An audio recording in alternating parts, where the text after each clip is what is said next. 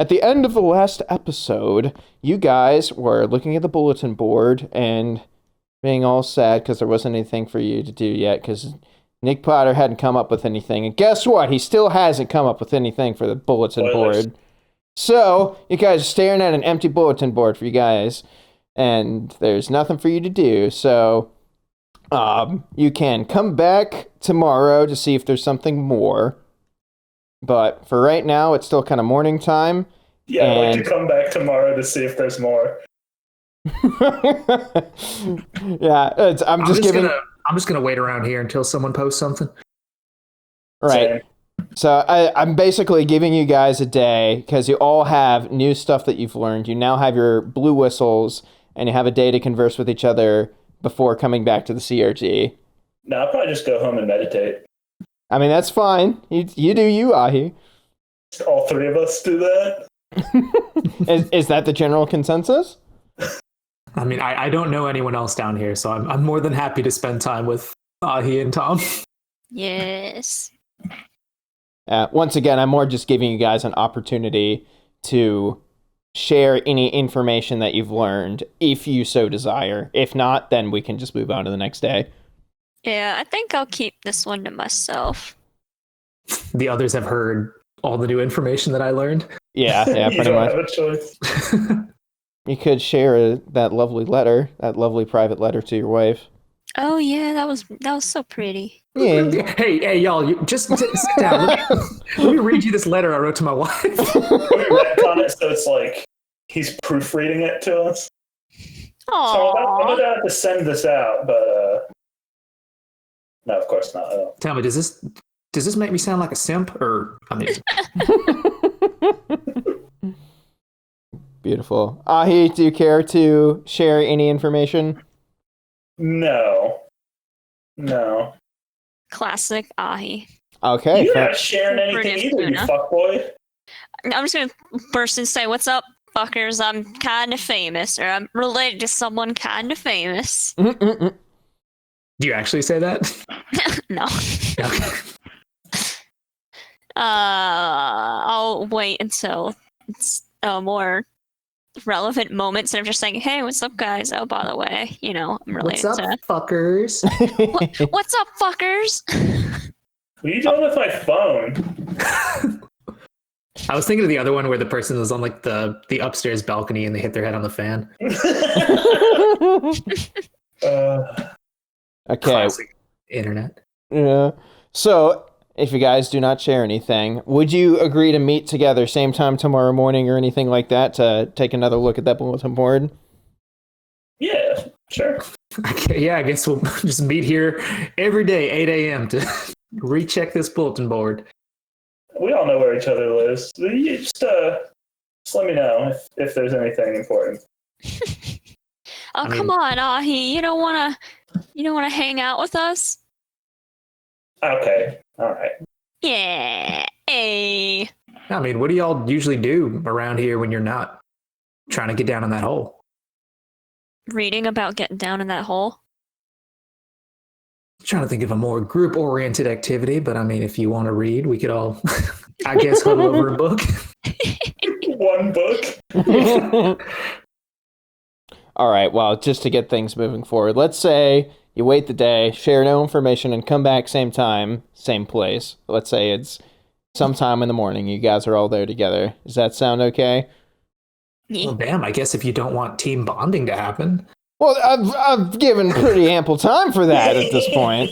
I don't know. I've been sitting here. We've been doing this for like 10 minutes now, and nothing's happened. Well, you gotta let us flex our muscle. Gotta limber up a little bit. Gil just goes back to his hotel room and fucking watches Cinemax. Lonely. The next day. Oh, wow. He's watching the Animal Planet fishing show or whatever. Most dangerous catch. Yeah. He's got river monsters. Psh, most dangerous catch my ass. He's watching it just to make fun of it. Alrighty then. Well, you guys show up the next day, and you all collectively look at that billboard again together. And guess what? There's still nothing there for you. Rats. But This is bullshit. at the same time, you notice a pretty large gaggle of people kind of going around the main desk where Beatrice is, and all talking kind of excitedly, like something big is kind of going on. Well, you know it's time to snoop. I wanna snoop, baby. Well, you don't have to snoop very hard to hear the pretty excited people talking about how, holy crap, there's a new white whistle. I can't believe it. We're going to get another new white whistle, guys. And they're all talking to each other about it, and Beatrice is trying to calm people down and give them the information that they actually desire. And that information you can hear speaking out in the background is like, yes, everyone, don't worry. The ceremony will take place in a couple days' time. It's just give it time. We're planning on having it at 10 o'clock in the morning. Just be patient until then, and you'll learn everything that there is to know. And they all get really excited and high five and make out and all that good stuff. Because a new white whistle is something that does not happen very often. I am positively like vibrating with excitement. You guys think Beatrice is okay? She doesn't sound as chipper as usual. God damn it. I think I like push my way to the front and I'll be like, "Hi, Beatrice." Oh, why, hello there, young Tom. What's going on? Come on, Beatrice, give me the scoop. New white whistle. I mean, yep, that's the scoop right there, and we're going to be having the ceremony in 2 days' time. So, come on, you gotta have like a secret scoop for your good friends. Unfortunately, I'm just the secretary here, so I don't really have any secret information. Just the secretary. Pish posh, Beatrice. Secretaries know everything. I'm the secretary. Exactly. That means you know everything with a capital E. I know all the normal gossip, let's put it that way, but for some of the more secretive stuff and bigger news, that's, a little bit out of my ball game. I've never been a cave raider myself, so I'm not really in that crowd, if you know what I mean. I'll like slump my shoulders and be like, okay, if you don't want to tell me anything, guess I'll wait. She just looks at you. Oh, man. Okay. What do y'all folks do around here usually to celebrate a new white whistle? Well, normally it's just a really massive festival where almost the entire city of Orth comes together to celebrate the new whistle, and we'll introduce who it is and everything.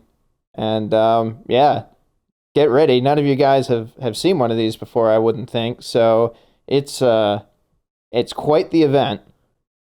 When's the last time something like this happened? Trying to think. Got 'em. Real world, exactly how many years it was. At least 20, I think. Something like that. We'll say over 20 years, yeah. I guess we're lucky to be here for this then. I am so excited! I didn't think I'd actually get to experience a white whistle festival so soon. Oh my god!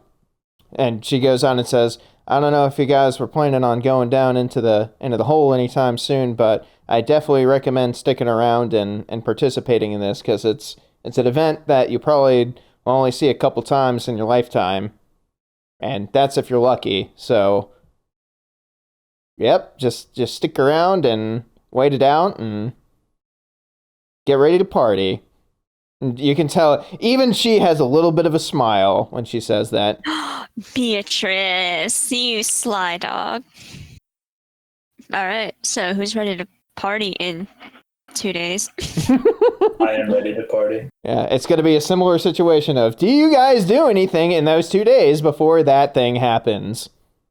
I might go and talk to Tom's parents, since they seem pretty knowledgeable about stuff, to ask them about Idafront, see if they know anything. I'm going to say you guys all like hang out together and get lunch or dinner at Tom's parents at some point in those 2 days. Yeah. Yeah. Cool. I guess on the way over, I'd be like, well, we kind of know who the white whistle is, right? It's that Jiro fella. It's got to be. I mean, we saw what he was talking to Ozen about. Are you saying that just to your party members?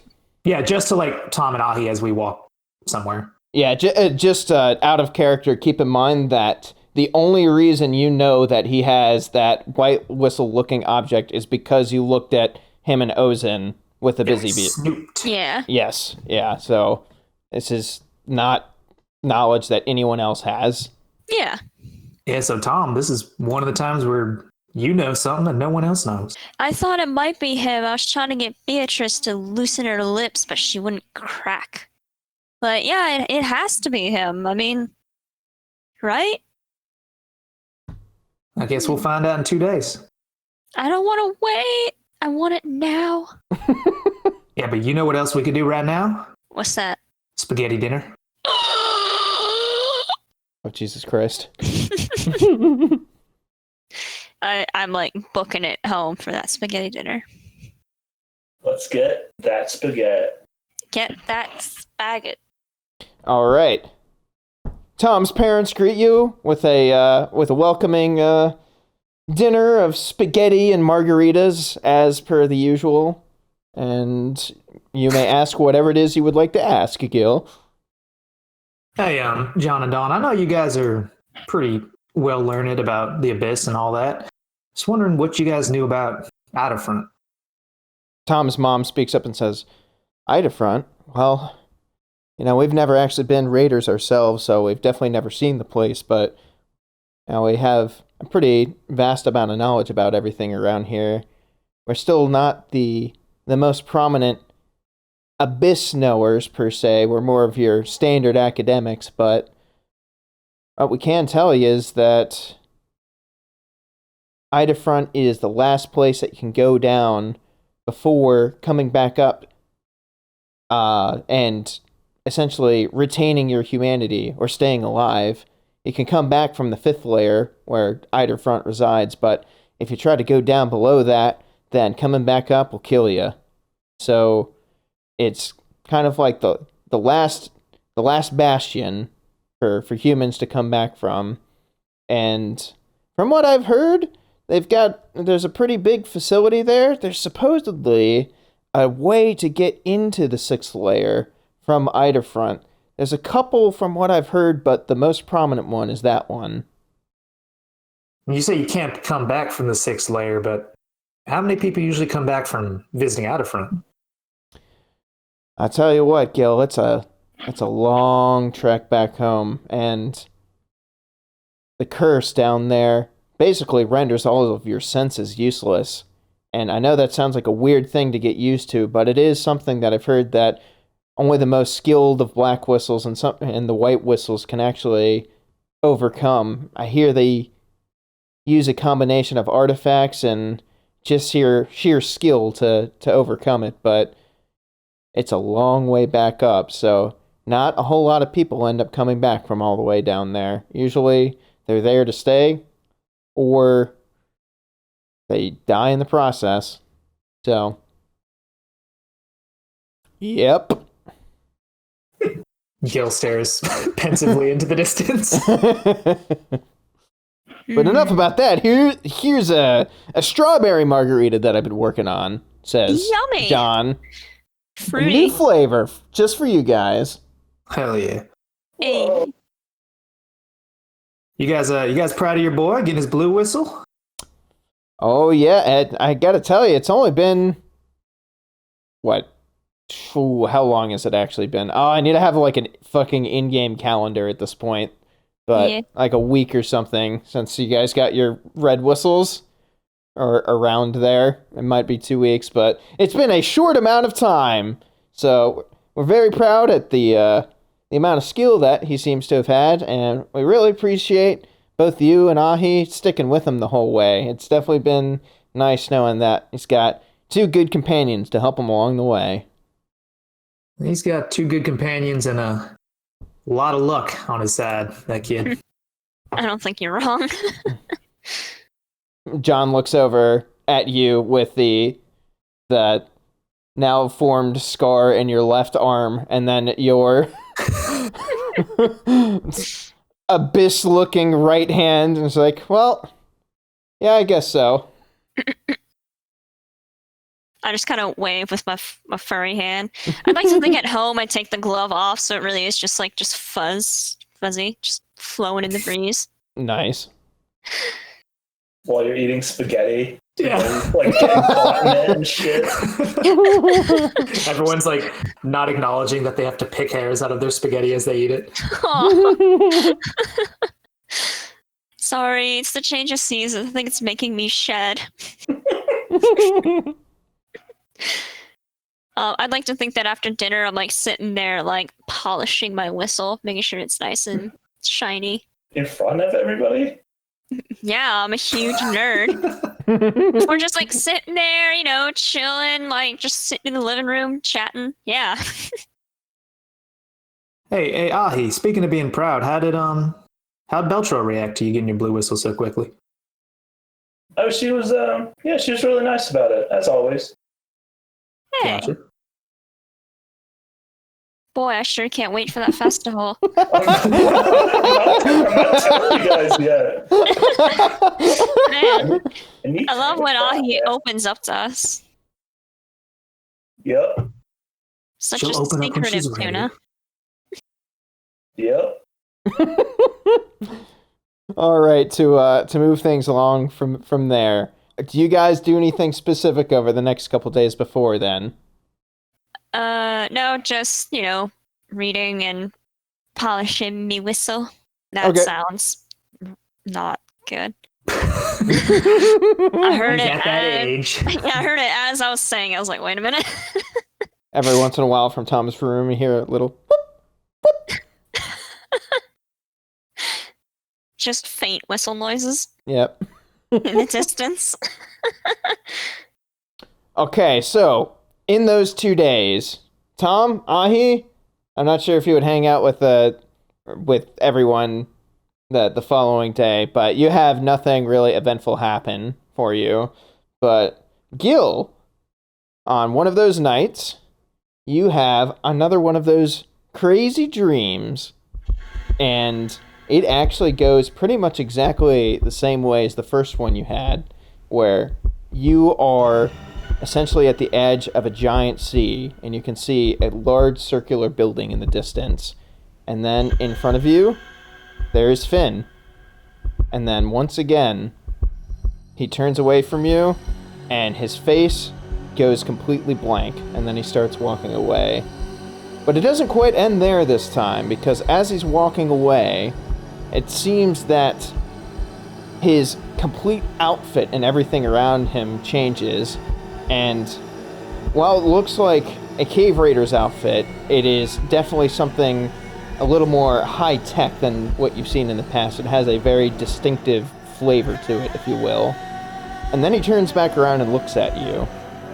And this is by far the most striking part of this outfit, because he's wearing a fully enclosed helmet, but you can see down the center of it is a single thin purple line. And then you wake up, and then once again, in the same way as you felt before, you have an uncanny desire to explore the abyss. It's almost even more powerful than you had before. And maybe it feels like you can kind of understand a little bit of the craze of the abyss that everyone around you seems to have here. All the kids and the people that have grown up in this town, because right now, damn, do you want to get in that hole? I think because after having the dream, Gil would be so restless, I would just kind of walk over to the edge of the abyss and kind of look down into it and just kind of sit there for the rest of the night. Nice. Is this I'm going to say this is the night before the festival then. Cool. All right. So, at that night before the festival, Tom, your parents do ask if they want to go with you and Gil and Ahi together, like kind of form like a little bit of a group, so you can all just kind of be in one big powwow. And I'm assuming you would say yes to that? Yeah. I guess they would mention it while everyone is there. Yeah. I mean, I'm not going to tell them, no, you can't come to this big, amazing event. they, You can come, they but just I don't want to be seen with you. yeah, they just don't want to cramp your style, you know. They I are your mean- parents after all. Just like in real life, I'm pretty sure my parents are actually cooler than me. So It's no different from having some old stranger with her. that's also true. So And- no, come on along. And in the same vein, Ahi, Beltro actually approaches you and asks if she can hang out with you during the ceremony. Why? Because, damn, oh, wow, okay. Shit, man. Because she likes you, and you guys had this big heart-to-heart like the previous day, and she wants to be with someone that she cares about for this big event. She So, has like, she says that, or that's why she's saying. I mean, that I'm saying that out of character, but I guess in character we can play it out where she comes to you at some point when you're chilling in your room and says, "Hey, Ahi, you heard about the whole White Whistle Festival, right? Oh yeah. Are you excited?" I gotta say, I know I'm not one to really get super excited, but man, I just can't stop thinking about it. It's been such a long time since we've gotten a new one. And I think you'll be surprised to see who it is. Wink. What? Do you know who it is? Oh yeah. Really? How would you know that? Shit. It's really got yourself into a corner there. She just raises an eyebrow at you. You know how it is. You stumble upon information sometimes that maybe you weren't supposed to be listening to. Well, I guess that kind of helps this argument out where it sounds like you may have gotten yourself into a silly situation, but I would like... Listen, I'll tell you, all right? You don't have to keep asking. As long as you promise not to tell anybody. I mean, I was actually kind of hoping it was going to be a little bit of a surprise, but... Well, then don't. Keep your surprise. I mean, do you think Thought you were excited to find out. I mean, I am, but is it something that I should know? No, I don't think it's going to be important. Oh, okay. Well, in any case, I was kind of hoping to go with you to the festival, at least hang out with you, to maybe spend a little bit of time together. Why? No, just kidding. If she says it, Damn, she says son. Yeah. I think that sounds nice.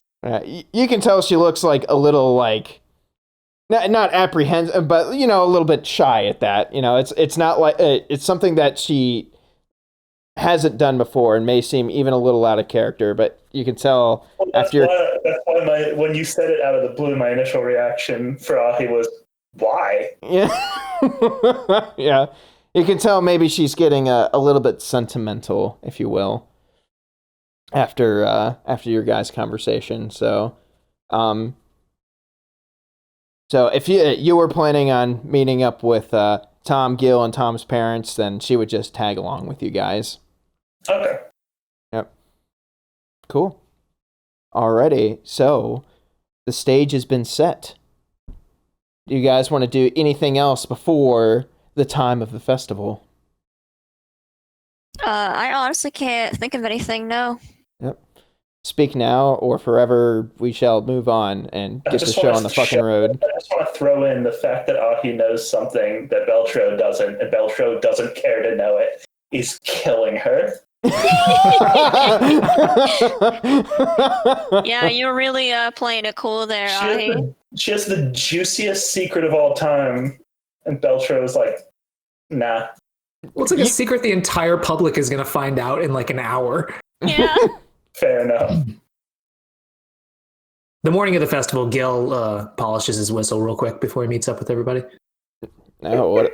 Mm. All right. Your whistle is now polished and nice and shiny. Oh, thank God, it's been ages. Yeah, I'll take some time to flick her tambourine before she comes inside. Disgusting. Heathens.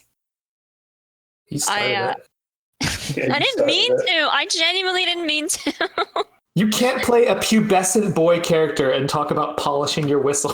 I literally meant like shining up the blue whistle, and It doesn't sound any better. the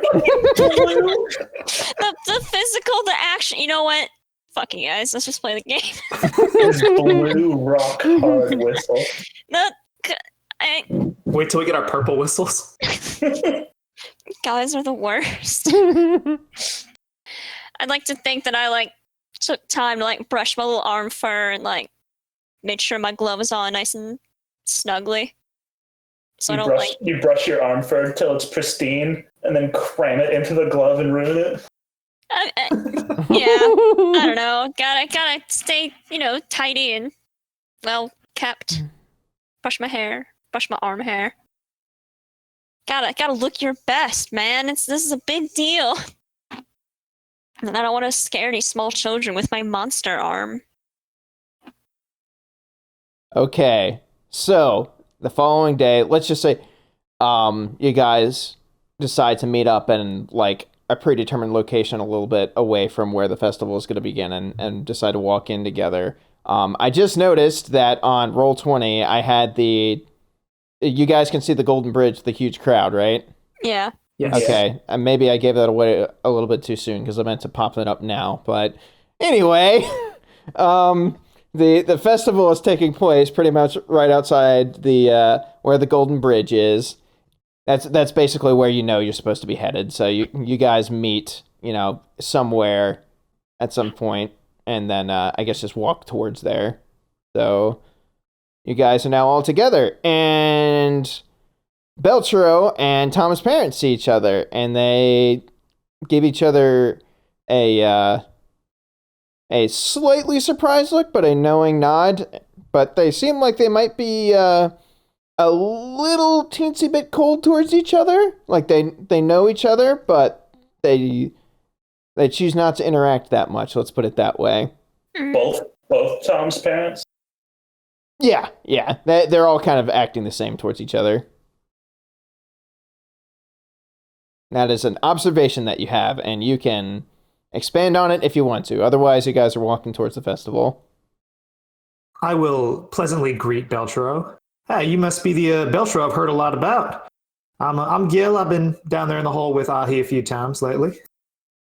Oh, yes. Ahi has mentioned you, and this must be Tom. Hi, Belchero. It's good to finally meet you two. I hear you've been keeping Ahi relatively safe as far as delves into the abyss go, and I thank you for that. I'd like to think that Ahi's been keeping us safe. Yeah, she definitely has helped me out with my whole sickness. Well, that's all. I give them the thumbs up from behind her back. Like, Aww. Yeah, when Ahi does her little Spider-Man thing, people drop to the floor. Yeah, she's murdered some people. It's really casual. it's like no big deal. She's really good at killing. Yeah, did any of you guys tell anyone about what happened with the bandits yet? I mean, that news is eventually going to get around, but at this point, it's still a little too early. I didn't come home and be like, "Hey, by the way, I killed a man." Well, technically, you didn't kill anyone. Ozen killed everybody. Your young boy here got in a fight and tried to kill some people. It's no big deal. Pass the spaghetti. Shalom, today you were truly a man. Literally the only two people I would have told already know. Right, yeah. We'll just say that is an event that they will find out at some point after that spreads around. But for now... if Belfaro had asked to, any leading questions that would have gone that direction, he would have definitely told her. let's just say for the sake of this right now that she didn't. She's just happy that you got back for the blue whistle. And going as what I said before, she gives a little nod to John and Don and says, "Oh, hello, John. Hello, Don." And they say hello back to Beltero. And that's it. Nothing suspect there. It doesn't look like... I guess it'd be nice to be able to actually, like, paint facial expressions, but neither of them look like... none of them look angry or anything like that. It's just... They know of each other, and you can tell that, like, they act just very slightly cold towards each other. Is it, like, more curt than we're used to, or is there a little bit of sauce in their voice? Not really sauce, but, like, you can tell that they just don't... They might not have a direct fondness for one another. But, I mean, you've interacted with John and Don before. You know how nice they can be. You've never seen them give a short hello to anyone. Gotcha. And, hey, Tom. Oh, go ahead. Yeah. Hey, Tom, you know what's up with your folks in Beltero? They're usually way warmer than that when greeting people. I'll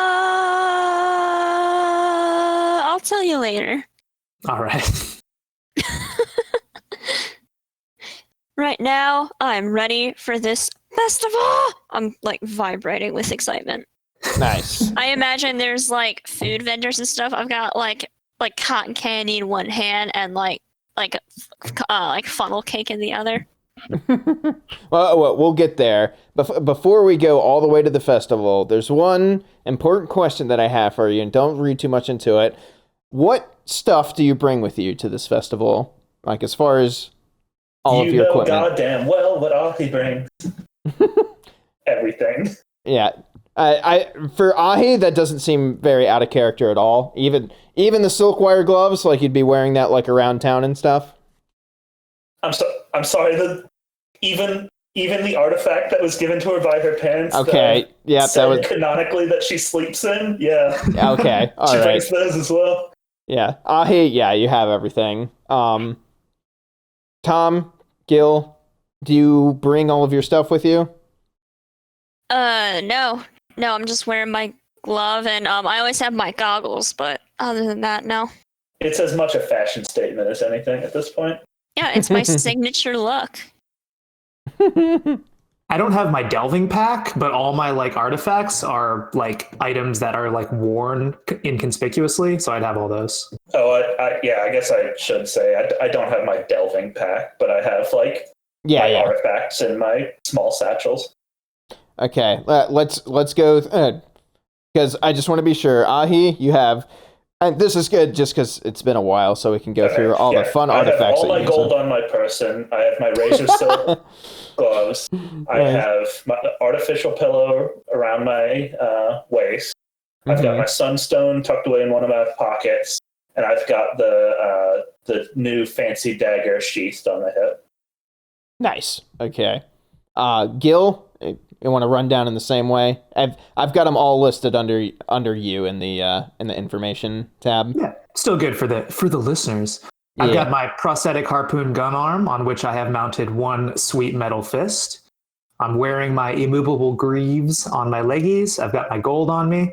I suppose I would have left the abyss communicator and the everlasting flame in my pack, because I feel like those would probably be a little bulky to just have in your pockets. Oh, I actually I forgot to say the abyss communicator. I don't have that on my list, but that is technically because we have three of them, right? Right. It's a really small device, so it's definitely not bulky. So you could probably carry it around with you if you wanted, without it's something that can like fit in a pocket without difficulty. Okay, then I'd have that then. What about the everlasting flame box? That is like about the size of a Zippo. Oh, yeah, then I'd have that. I have everything. Everlasting flame, the compression cube, and I'm wearing the Salisbury shield on my other arm. Nice. And Tom, because the shield goes down like pretty compact, right? Pretty much all the way down to just the size of the bracer. It's like a small circular disc at that point, but it's like not much wider than your forearm. And I imagine it's commonplace. We've seen delvers wearing their artifacts all the time. Yeah, right? Absolutely, for sure. Like, carrying your artifacts around is just as much to flex on people as it is because you think you'll need them. Yeah, true. I think I would put my communicator in my pocket, actually, just in case we got separated at the festival. Right, yeah. And I'm wearing my glove and my goggles, and that's all I have. Okay, so just going through, you do not have the busy bug with you. You're not wearing your compact pick. You do not have the depth sensor. You do not have the intoxicator, and you're not wearing your tranquilizing laser. Correct. Okay. Yep. Cool. Also, as a team, can we just make a standing decision to always have our communicators set on a certain number? Yeah. Or were you asking us or him? Just us. Let's say we all have them set on number 3, just in case. Yeah, that's smart. We have it set to that one, the one that's that squiggle. And Tom's like, I've told you before, it's number 3. Oh, for a second I was like, does Ahi not know how to read? And then I was like, right, it's in the... Cool. Come All on, right. man, I want my cotton candy. Okay, so you guys approach the area where the bridge is, and then immediately you start hearing just this massive hustle and bustle going on, and you emerge out into the plaza where the bridge is, and it is a massive scene unlike anything that you've ever seen in North, pretty much. It looks like most of the city is out to see this. There's a giant crowd that's forming around a stage that has been built up around where the bridge juts out into the abyss. So it's a stage that you can see from pretty much everywhere. And the crowd is mostly surrounding that entire area, and it's really thick with people. But where the plaza kind of thins out a little bit, there's shops everywhere. So you can see little food stands all over the place with all sorts of food. You can see a few of the artifact shops that are kind of just scattered about as well. And everyone just looks to be in a really cheerful mood and happy and going all over the place. So you actually, as you take a look around, you recognize a bunch of familiar faces, and I'm going to go through all of them real quick. First off, actually pretty close to you guys, where you first emerge in, you're kind of close to some food stalls, and you see Becky and Beatrice, them being sisters, if you don't remember. They are going around to all the food stalls, and it looks like they are just kind of taste testing everything, and you can tell Becky is a little more enthusiastic. She's kind of dragging Beatrice around, but you can tell even Beatrice has a pretty big smile on her face, and they are just eating it up. And then a little bit further down, you can see Hoblog and Dina. If you remember her, she is the healer inside the CRG, the one that looked at you, Tom, with the other backpack that had the mechanical arm. Yeah, the girl that reminded me of Hanji. Yes, yeah, which is what her her picture is on Roll20. Oh, that's right, it is. Yeah. You guys should totally high five robot arms. Mm. Oh my god, yes. Wait, no, I don't have my backpack. Another day. Boy. Damn shame. Another day. Reload the quick save. And the two of them, Dina and Hoblog, are just sitting kind of near the edge of the crowd, and they seem to be in a conversation that they are both very interested in, just kind of chatting back and forth and laughing really loud and just generally being loud in general because they're both kind of loud people. So just looking like they're having a grand old time. And a little bit further past them to where the artifact stalls, you can see Hogard, the appraiser that you guys have gone to, and Odie, the shopkeeper, are both talking to one of the stall owners in an intense but cheerful conversation. It looks like they may be haggling with each other super hard and just basically talking about artifacts and shit. And then you see a big pile of kids run past you, and in that pile, you actually see Katie. Let's see what? Fucking pile of.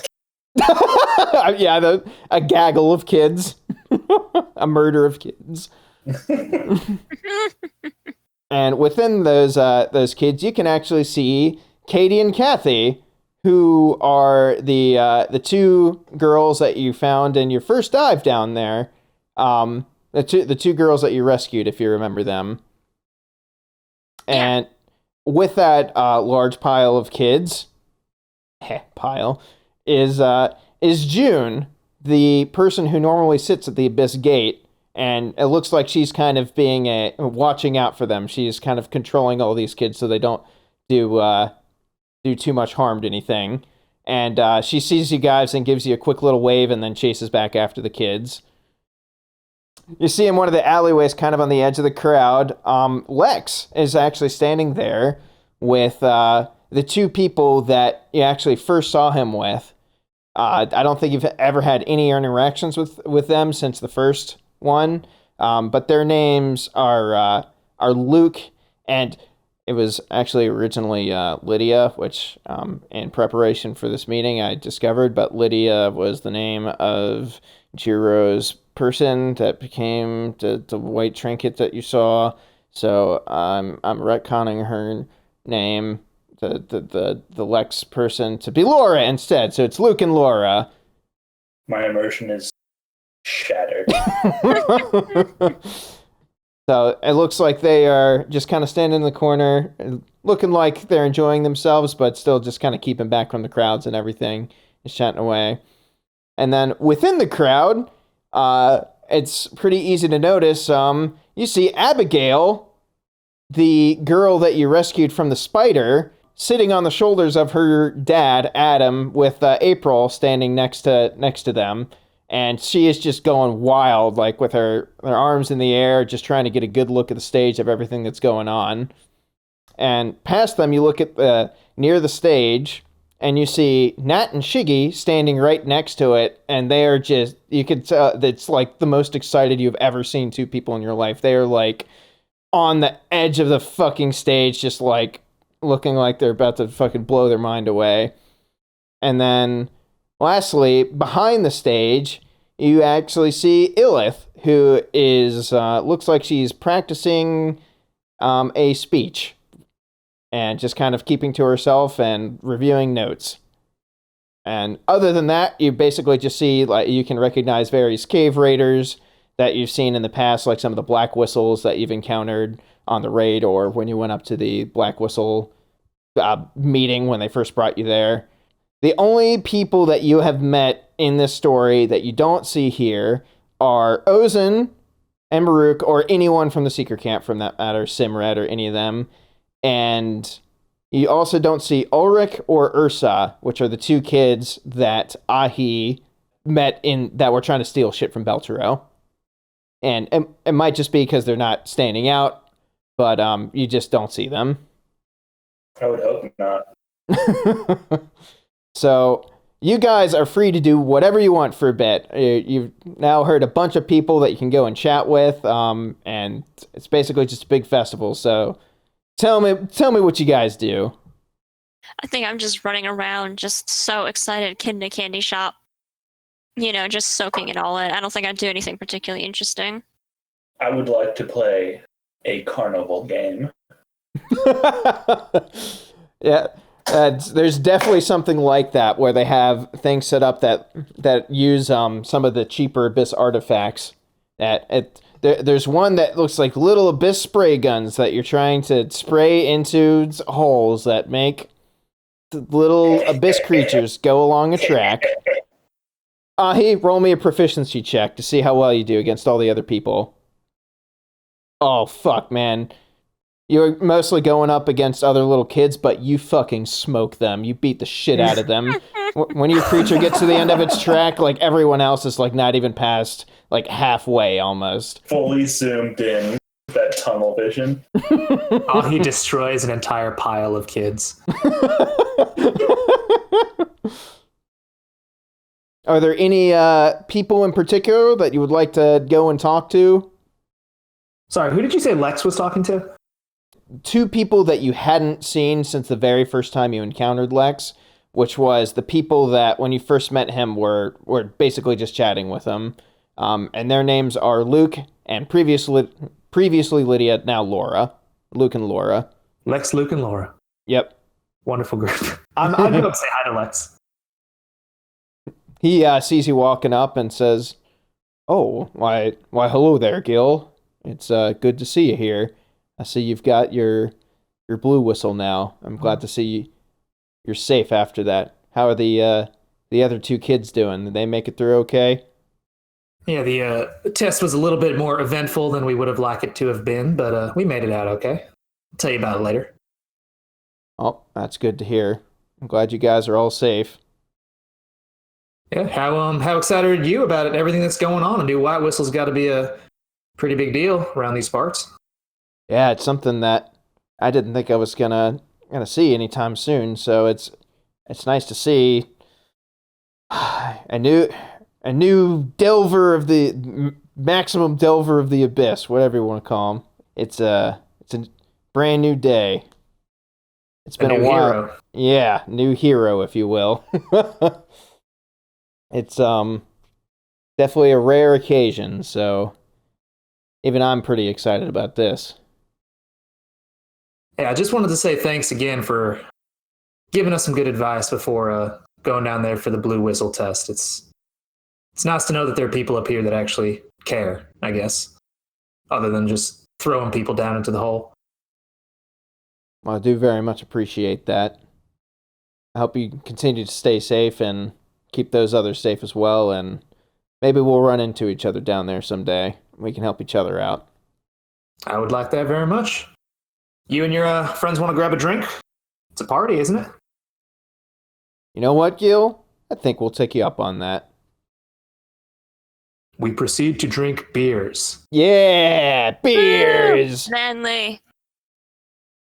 Ahi, do you talk to anyone or do anything in particular other than kick children's asses? That will never not be a disappointing question to ask me, because he is always the character that will not go out of their way to talk to somebody. But like, if somebody comes and talks to her, she will not engage, but she will not also go out of her way. Yeah, fair enough. The only one that I think would catch Ahi's eye are Hogard and Odie, like chatting about artifacts with one of the sellers, but they're definitely in their own world right now, so they're not going to come to you. Damn. Well, if they're talking about artifacts, maybe I'll get close enough to just be able to hear what they're saying, just kind of covertly. Right. Yeah. So the stall member is basically just showing off like an artifact that is something that it looks like you haven't seen before, but also doesn't look like anything that's too crazy powerful. But he's like talking it up super hard, and Odie's like, I don't even know what you're talking about, Hogard. Hogard here is like the best appraiser around here. I don't know. And Hogard's like, yeah, I don't know, man. This doesn't seem to quite be as powerful as you're talking about.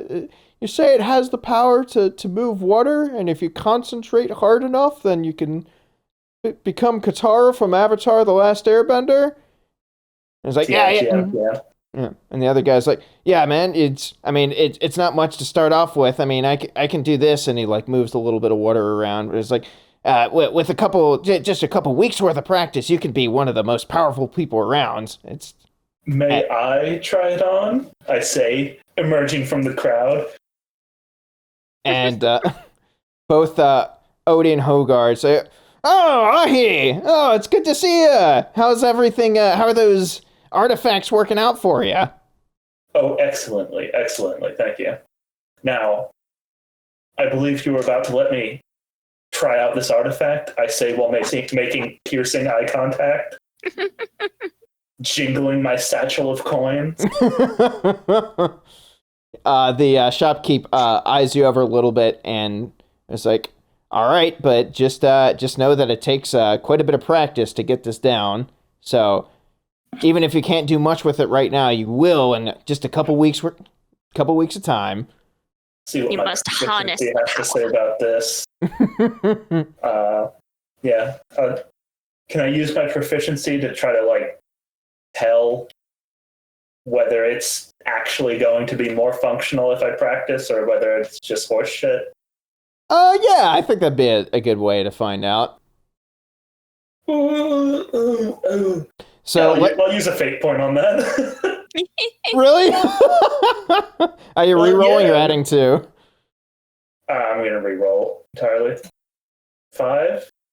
Okay, yeah, with that roll, he has like a little demonstration set up where he's got like a bowl, like one bowl full of water and the other one empty, and he's been like kind of transferring back and forth between each. And you actually are able to do that without too much difficulty. And you can tell he's actually got a pretty surprised look on his face from that. He's surprised that you picked it up that fast. And both Odie and Hogard are like, "Oh, very good, Aye."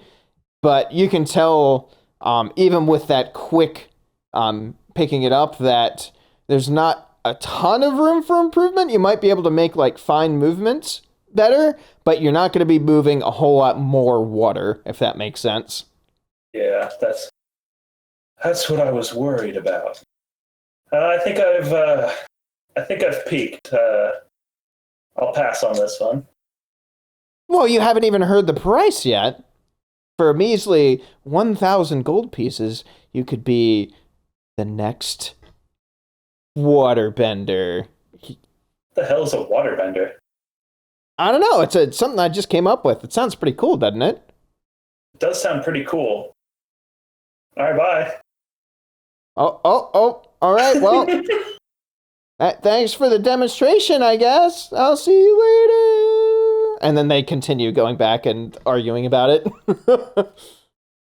You can hear Odie in the back saying, like, "Yeah, look, she didn't even seem that impressed, and she looks like she got the hang of it real quick." Tom, anything specific? No, I'm really trying to think, and can't think of anything. Okay. If you guys have nothing else that you want to do with the festival specifically, we shall move on until you guys hear a noise from the stage. Last call? Just general merrymaking. Do I have my funnel cake in one hand and my cotton candy in my other hand? Yes, absolutely. Okay. Then I am satisfied. I forgot. Did we establish that there's no drinking age in Orth? That's correct, yeah. Anyone can drink if they want. Okay, never mind. I was going to try to do some underage drinking shenanigans with Tom, but it's not fun if it's legal. I would imagine with my dad having that like device, it's probably not like, or artifact's not like that big of a deal in our house. Because I can just like make a margarita anytime I want with the little artifact. You're describing a real world house. I mean, okay, yeah, I guess you're right. I guess I was thinking like this magic device that I just like shake it like margarita, it just like comes out. But yeah, I guess that's, yeah. They have the same thing. It's cans and beer comes out of them. Yeah, but beer's gross. But yeah, all right. I guess that was dumb coming out, but They do have those Budweiser Limeritas in cans you can buy. yeah, but it's Budweiser. Gross. I agree. But no, I'm stuck with my funnel cake and my cotton candy today. This is a special day. I want to experience it with all my senses. Like sharp, not drunk. Gotcha. Okay, well, after a period of time of everyone, we'll say it's like an hour or so, you hear a voice from the stage, and if you look closely on the stage, you can actually tell that at the center of it, there is what appears to be like one of those giant horn-looking things, kind of like a bison's horn, if you will, like that you would like blow through to get to make like a pseudo horn for Gondor's aid. Yes, Yeah. exactly that. And you hear a stern yet somewhat excited, oddly, voice come out from it. And you see Illith on the stage. Oh man, I was hoping it was Beatrice. No, no, it's Illith. Illith being the, you guys remember who Illith is, right? She's the person who's the official person that gave you your whistles and all that good stuff. Yeah, it's Fraser's wife. Woman with a stick up her ass? Yes, that one. Yep. And she says, all right, everyone, and just a minute or two, I'm going to start the speech, so everyone kind of gather around, and we will begin.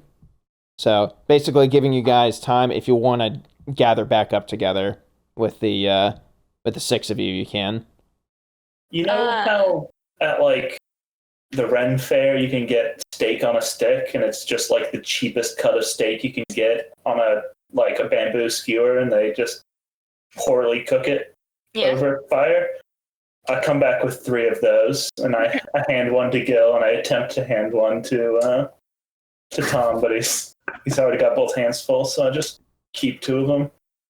I was gonna say, do you not just hold it in front of his mouth for a bite? No. Yeah, that's definitely not. He sees an opportunity to have 2 steaks on a stick and takes it as any sane individual would. You know that boy doesn't need protein. It's just all carbs. Oh, thank you, Ahi, but I'm working through my cotton candy and my my funnel cake. It's so good. I'm like really hopped up on sugar, I guess. I'm thinking about that with my adult body. I'm feeling nauseous just thinking about it. Yeah. I need to lie down thinking about it. Yeah, it was the first fair food I could think of. That's fair. Potter, quick question, backstory wise. You said that the woman Lex was talking to was Laura, but she used to be Lydia? Yes. That's the character name change. Yeah, but there's no connection to the Lydia that was Jiro's Lydia. No, the reason why that happened is because I came up with the Lydia name for Jiro's significant other, forgetting that I had already used Lydia for that person. Cool, just making sure I didn't want to draw any weird conclusions. Yeah. That was purely just me being dumb. All is forgiven. Yeah. For now. And I very gratefully accept that steak on a stick.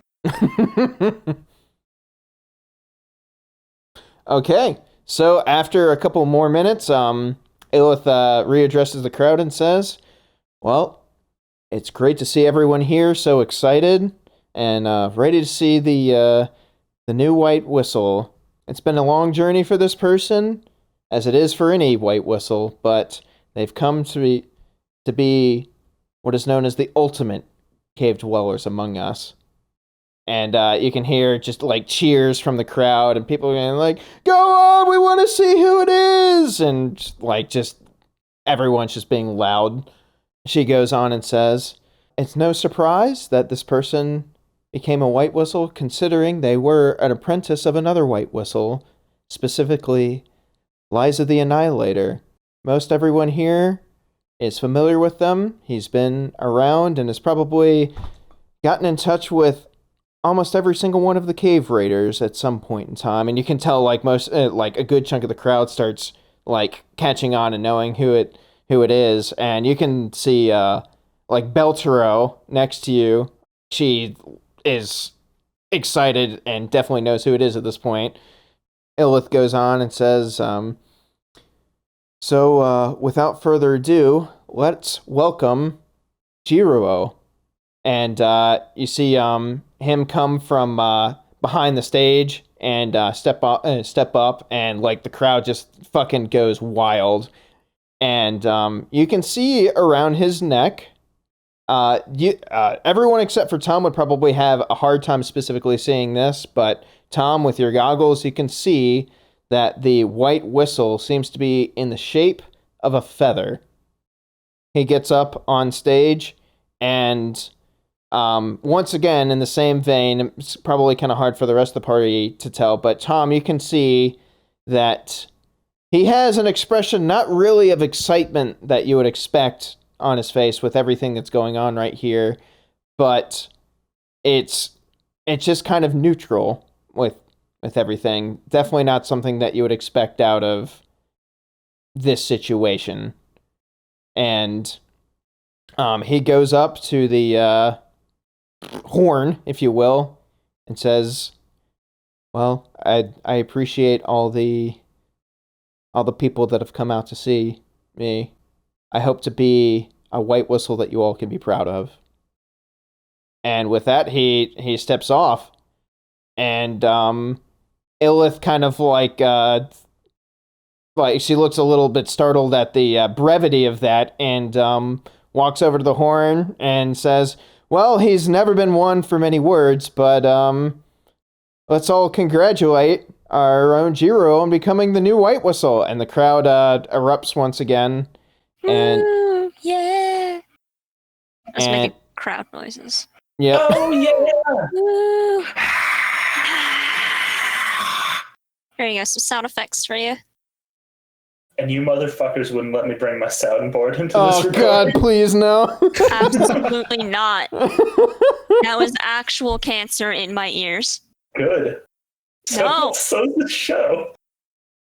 All right, so after all that, you see Jiro kind of just nonchalantly walk off the stage and away from the crowd. Wait, how? He has to go down that whole long bridge.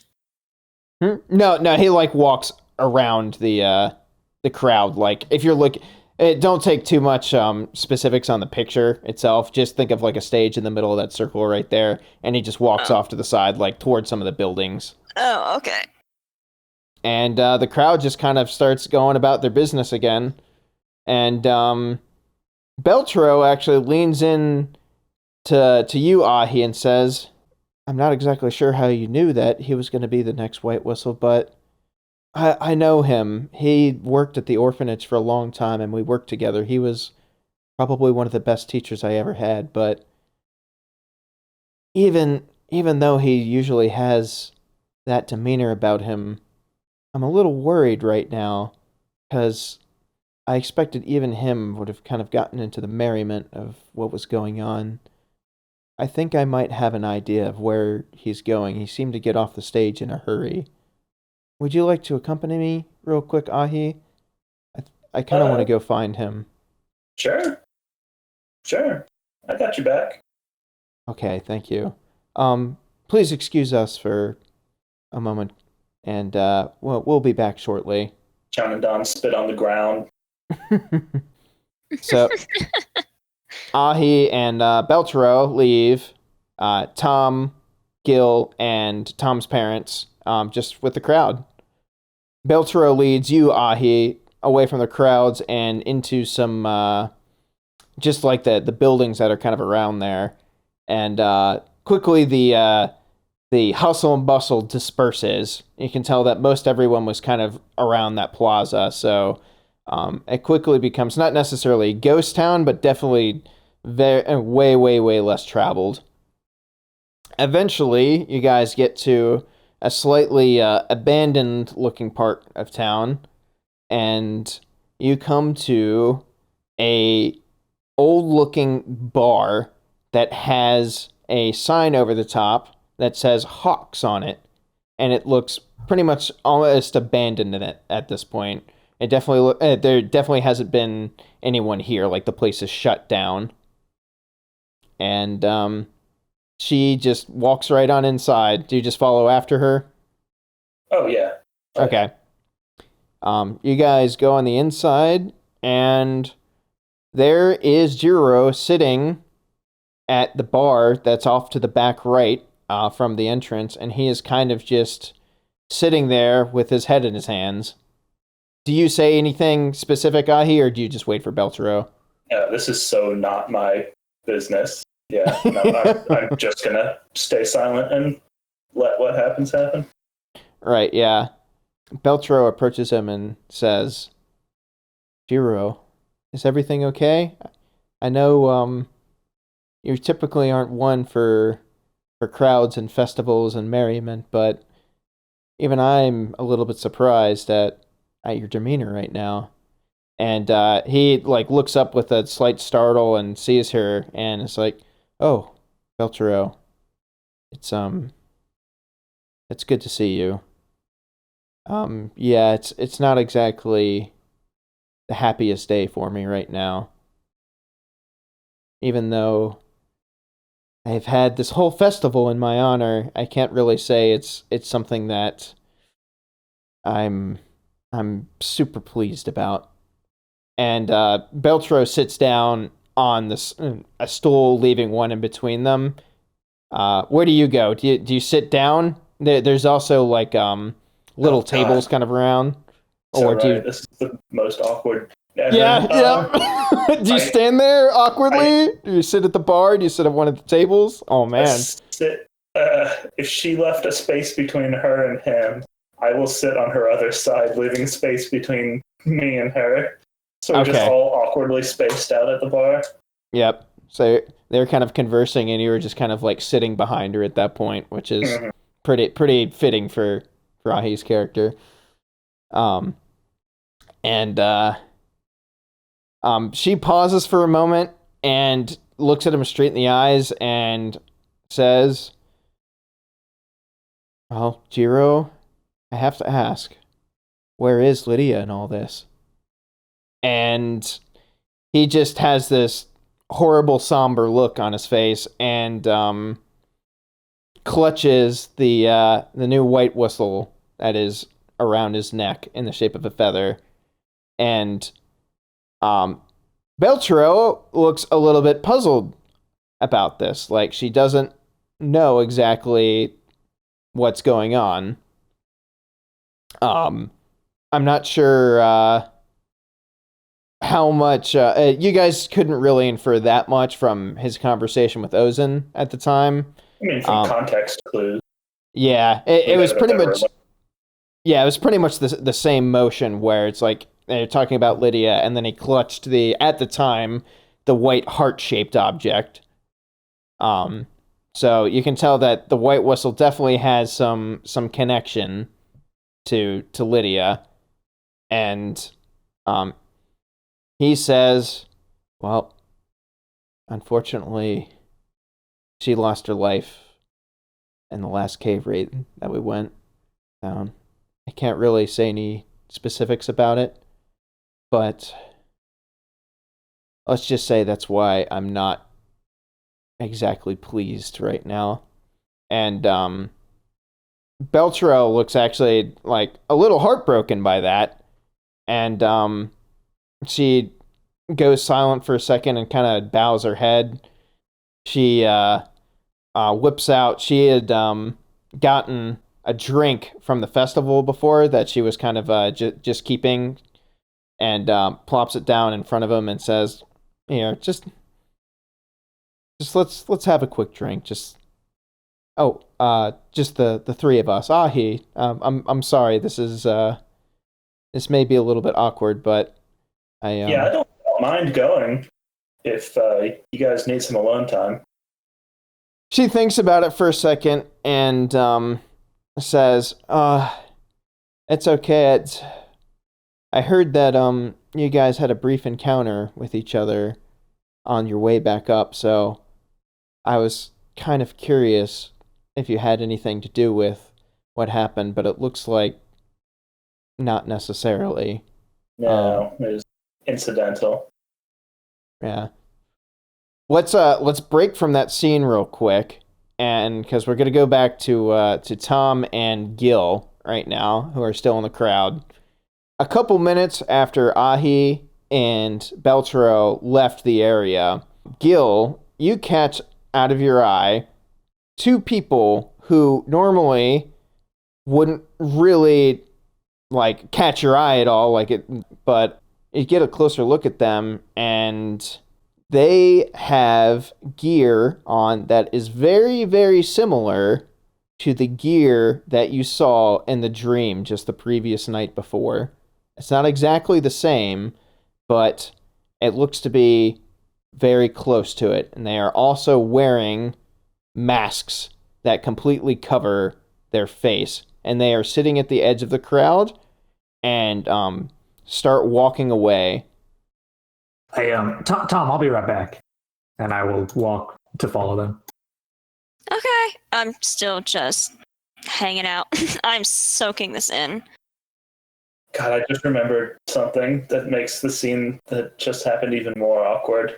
I still had my steak on a stick. Just like slowly chewing in the background. Oh boy.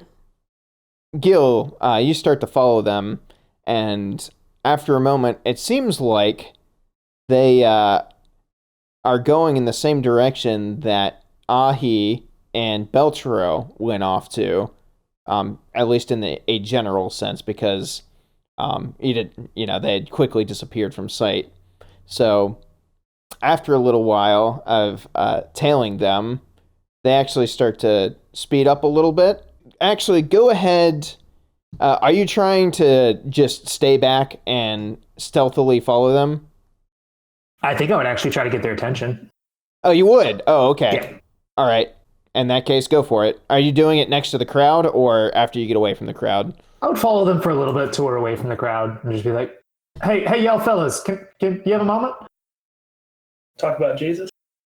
They both turn around and look at you and say, Yes, what is it? Your the outfits you're wearing.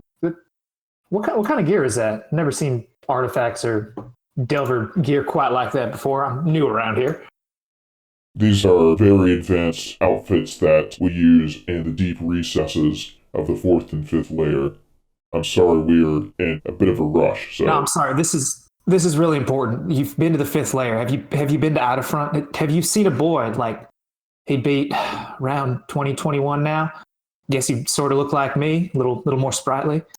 They look at each other for a second and say, No, we cannot say that we know of anyone matching that description. And they turn around and start walking away from you. This is my only lead, so I'm going to follow them, I guess. Okay, yep. It doesn't take long before, you wouldn't know this at the time, but they get close to the bar that Ahi and Belchero went to, and soon enough, you round the last corner that you see them go around, and you see the Hawk's bar right there, but it looks like those two figures have just disappeared. Like they're just gone. But you hear the conversation going on inside the Hawk's bar between Belchero and Jiro. Can I do a quick, I guess, would it be notice?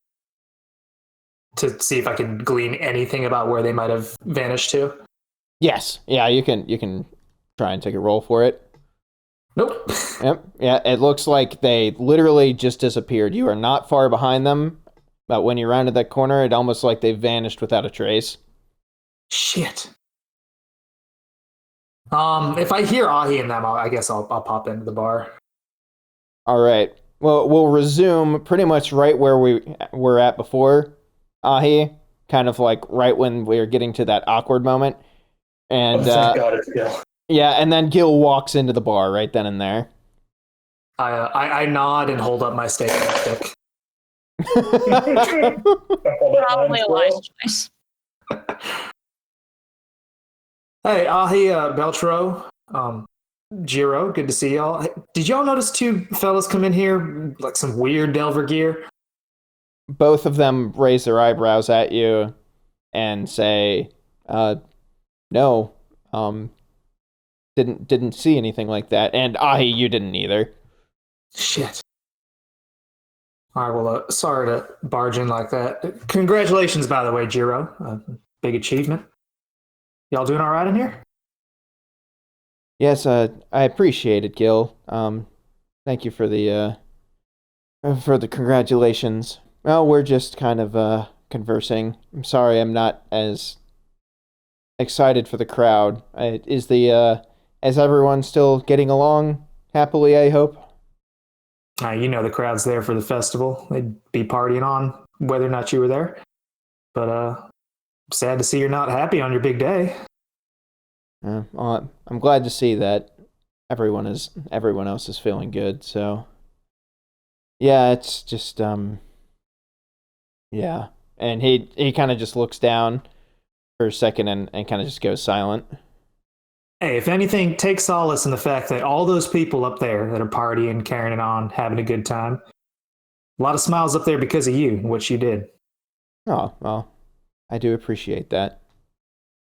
All right, this question's going to sound weird, but do y'all know of any artifacts that can just like make someone vanish or go invisible? I've definitely heard of stuff like that, but I haven't really had any direct interaction with stuff like that, save for a few things. And he gets like this puzzled look on his face. Is like, wait, what? Who exactly did you see? There were two fellas that said they were from the 4th or 5th layer. They were wearing some weird high-tech Delver gear. They were headed this way. I was following them to ask them something, and they just kind of vanished as I came around the corner. When you say that, his eyes kind of go wide, and he says, were they wearing full head coverings that had like weird optic looking things on it? Which they did. So you know these fellas. And he actually stands up with a start at that, and he's like, why are they here already? What's going on? And at that moment, you hear a sound behind you, Gil, from... Are you in the doorway, or are you, like, inside? Where are you at? I would have walked up to, like, stand next to them at the bar. Okay. You see, in the doorway, the two figures that you saw before, Gil, and in between them stands the figure that you saw in your dream, wearing the exact same outfit that you saw, donning a completely sealed mask with a thin purple line going down the middle. At that moment, Jiro actually just pops up out of his seat and brings his left hand on top of his right, and you can actually start hearing a large crackling sound kind of emanating from that hand, and it looks like the air all around it is like swirling around into this really intense vortex. And these castles sharing guys. But as he starts doing that, this figure throws his hands up in the air and says, "Oh, Jiro, no. I did not come here to fight. I just wanted to come and let bygones be bygones." And the figures standing on either side of him are basically just, they're almost being like statues, but you can tell that all three of these people are like decked out to the extreme. You kind of just get this vibe that they are people that you do not want to mess with. Gil, do you have any gut reaction to any of this? Do I recognize the voice of the guy like that spoke? No, you would never have heard it before. Okay. Yes, yeah, you do not recognize that voice. That is correct. Okay. If I see Jiro like raising like a kind of harmful looking thing against them, I would have like tried to like kind of move in between them and stop him. Okay. Hey, fellas, I don't know what's going on here, what kind of beef you got with Jiro, but this is his big day. Let's leave him alone. Actually, I have a few questions for you guys, so maybe the four of us could go have a chat. And we'll leave these people alone here. He actually glances over at you and looks a little quizzically at you, and seems like he gets a little bit of a realization, and he says, "Oh, interesting. I was wondering if I would ever get to see you around here. Give us a moment, will you? And let me speak with Jiro for a bit before we have our own conversation." Everyone's just talking now, right? Of course. Everyone knows that if anything were to come to blows, especially up here, that only bad things could come of it, and nobody would want that. Oh, well, I mean, it'd be a lot easier to talk if y'all weren't wearing those masks. I mean, I guess it should go without saying, like, you can hear him perfectly clearly. Like, his voice is not being muffled in any way. So I know that. I just am trying to get them to. Yeah. If you say that to him, then he says, "That's just plain untrue. I would prefer to keep my gear on, if that's all the best with you." It's just usually when I'm having a conversation with someone, I'd like to know who I'm talking to. Well, you can know that you are now talking to a white whistle, Bondrewd the novel. And when he says that, he actually takes out, there's a whistle in the shape of hands being clasped together that was inside of a pocket, but he pulls out and shows it to you and then puts it back in the pocket.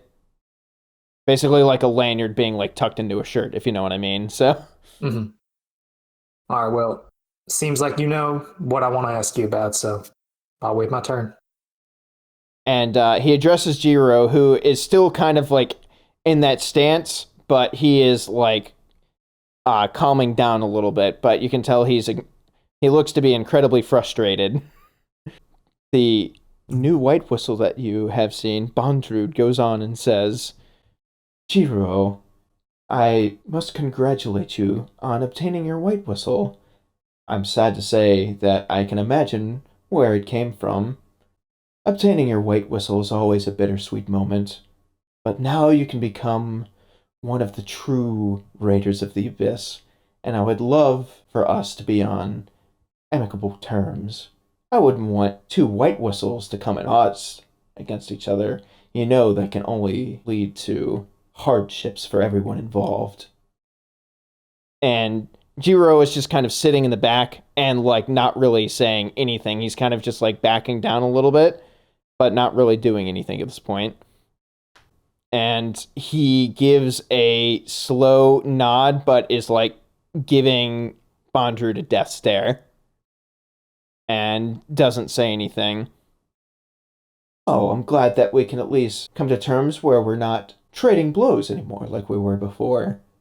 So, let's hope to keep it that way. I hear that you are quite skilled. Well, I actually have first-hand experience of your skill. I would say I don't want to actually have to experience it again. Jiro says, cut the crap. Why exactly are you here? I know you didn't come up here just for this white whistle ceremony.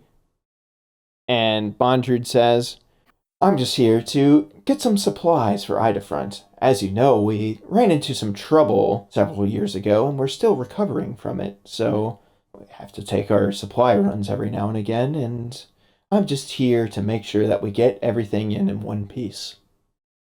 And Jiro's just in the back, like, looking angry at that, and he just plops down in a chair right there. Well, now that we have all that out of the way, and he, like, quickly snaps over to you, Gil, and says, what is it that you would like to talk with me about? You know what I want to talk to you about. Where's Finn? Oh, yes, Finn. I must say, he came to me about a year ago.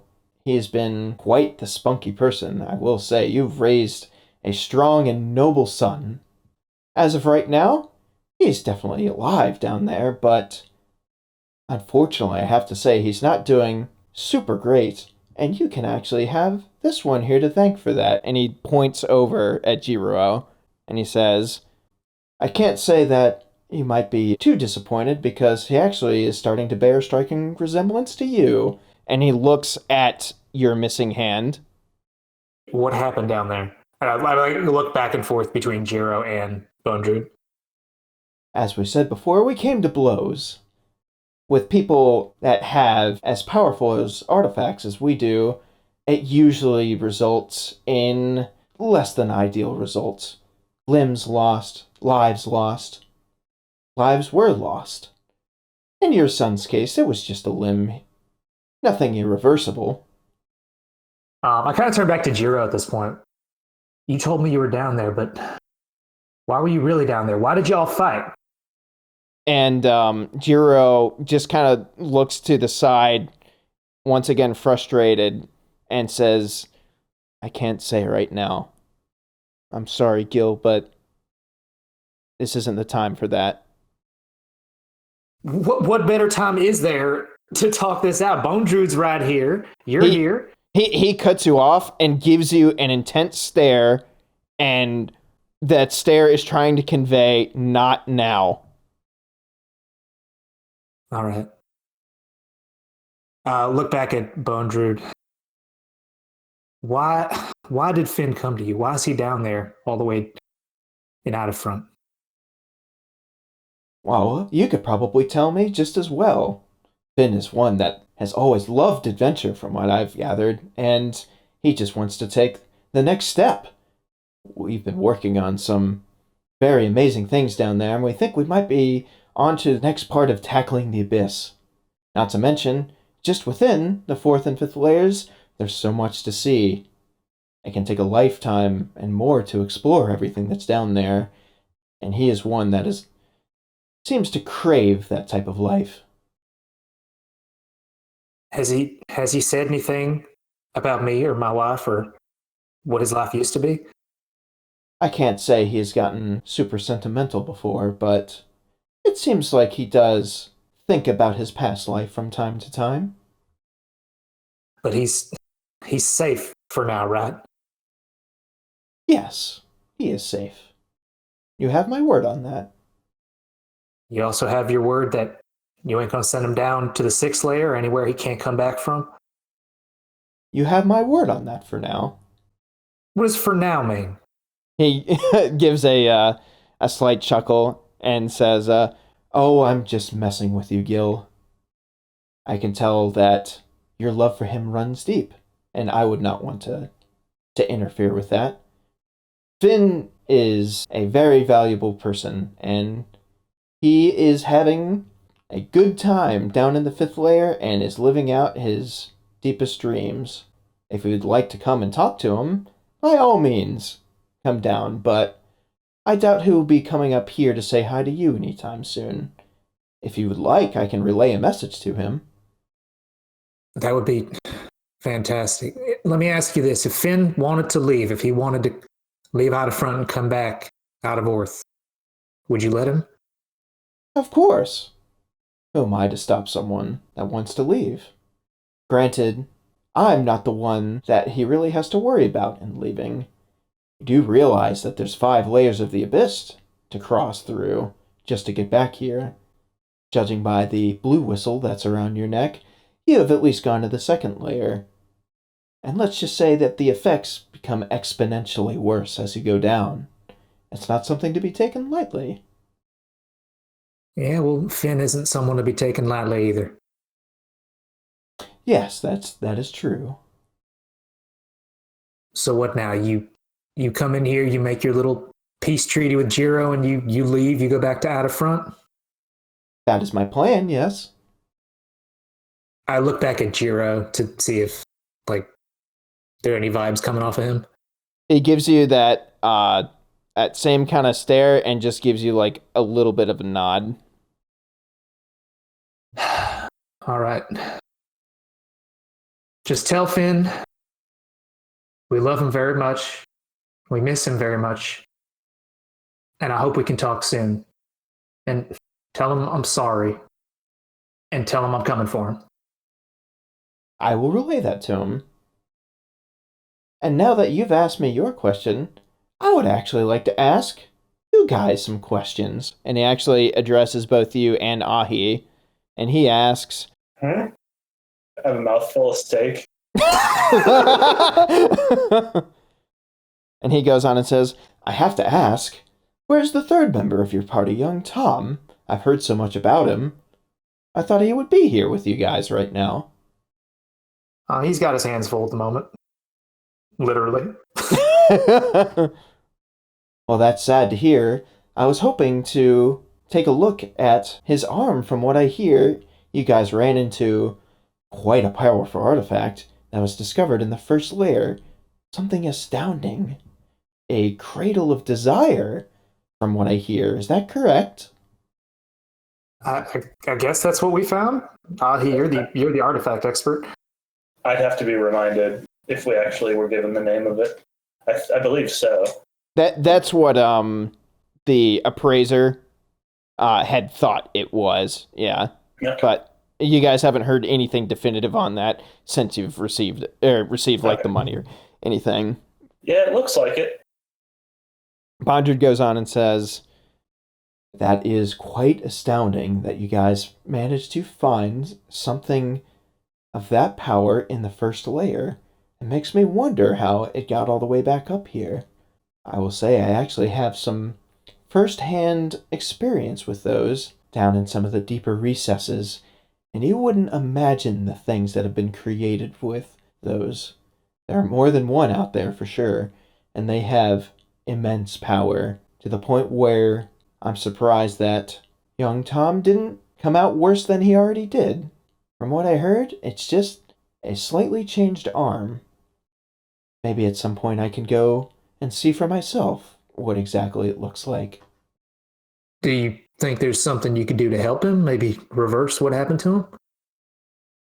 I couldn't say unless I saw firsthand, but there is a possibility.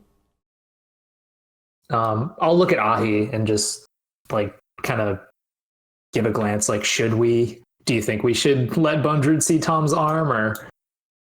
I kind of shrug in the most kind of concerned, just don't know way.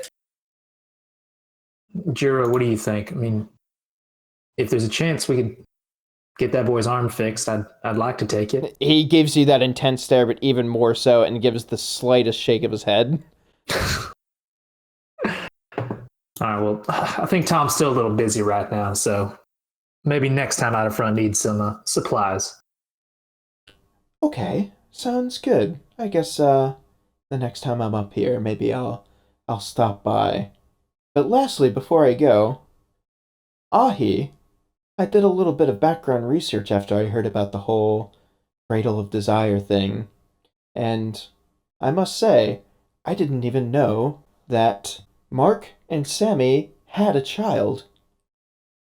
Your mother was someone to be feared, Ahi.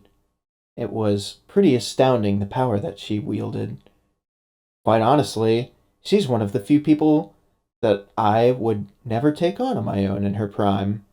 It's a tragic shame what happened to her.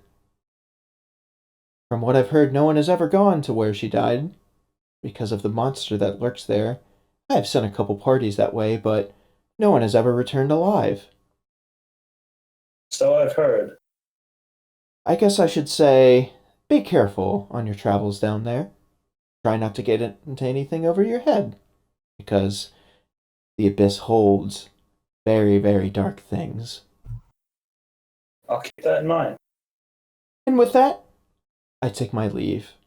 Jiro, I'm sorry that we had such a unpleasant meeting last time, but I will say it was a pleasure meeting you this time. To the future. And he spins around very fast, almost unnaturally so, and walks out. And the two people on either side of him follow suit. All right, Jiro, is now the time we can discuss what just happened, or? Give it a couple minutes. All right, we'll finish our steak. It's got a little cold. Yeah. That's the best part. They give it to you cold. I'm kind of wandering in, finishing up the last bit of cotton candy. What's up, guys? Yeah, at this point, you have the communicators on. Do you beckon Tom to you? How long has it been? Just a few minutes, or? I'd say probably since Ahi and Beltro left, it's probably been around 15 to 20 minutes until the end of that conversation with Bondrud. Yeah, we'll radio Tom. Be like, hey, Tom, you want to come meet us at Hawk's bar? I'll say, Roger Dodger. Hey, shake your folks if you can. I see. Yeah, I'll do that. I'll just say, bye, parents. Goodbye, father and mother. Doing cool teenager stuff and you can't come. I mean, it'd be very easy to shake them considering the festival is still going on and there's a million things to do, so. I could just shake them for no reason or just say, hey, I'm gonna go do a thing. Yeah. Tom's a good boy. Yeah, I'm a good, trustworthy boy. Yeah, I'll shake him and join the party. Now that I've finished up my snacks. We'll say a couple minutes later you arrive in the door, and during that time, Jiro would just be slumped down in the same chair and just looking frustrated in the same way, like an intense sort of frustrated. Beltero is still sitting on the bar stool, kind of just looking a little bit awestruck by everything that's going on. And unless Gil Ahi, if you had anything to say to them, we'll just wait until Tom gets here. I think Gil's got a lot to process right now. So I just walk into like a sad room. Hey, what's up, guys? Hell of a party, right? This fuck got sticky hands. I walk in with 2 cotton candies for you guys. No, I walk in like, hey guys, what's going on? A lot, apparently. Hi Jiro, you okay over there? He just gives you a look and gives you a nod and says, "Oh, just peachy." All right. Can we just fast forward to giving Tom an update? Yeah. Yeah. If you want to just tell him exactly what happened when you guys were here, yeah, and then we'll move on from there. I don't know. Ahi, is there anything you'd want to not tell Tom? Don't want to. No. What do you say to Tom specifically about what Bondred said with his arm and everything? I'll tell Tom that he wanted to investigate the arm. He was curious about it. Tom, a White Whistle was interested in you. Really? Oh, which one? The monster one, obviously. Why would he want to look at your human arm? Oh. Well, I don't know. I can hope. Well, I don't know what to do with that. I'm just gonna tuck that away and try not to think about that anytime soon.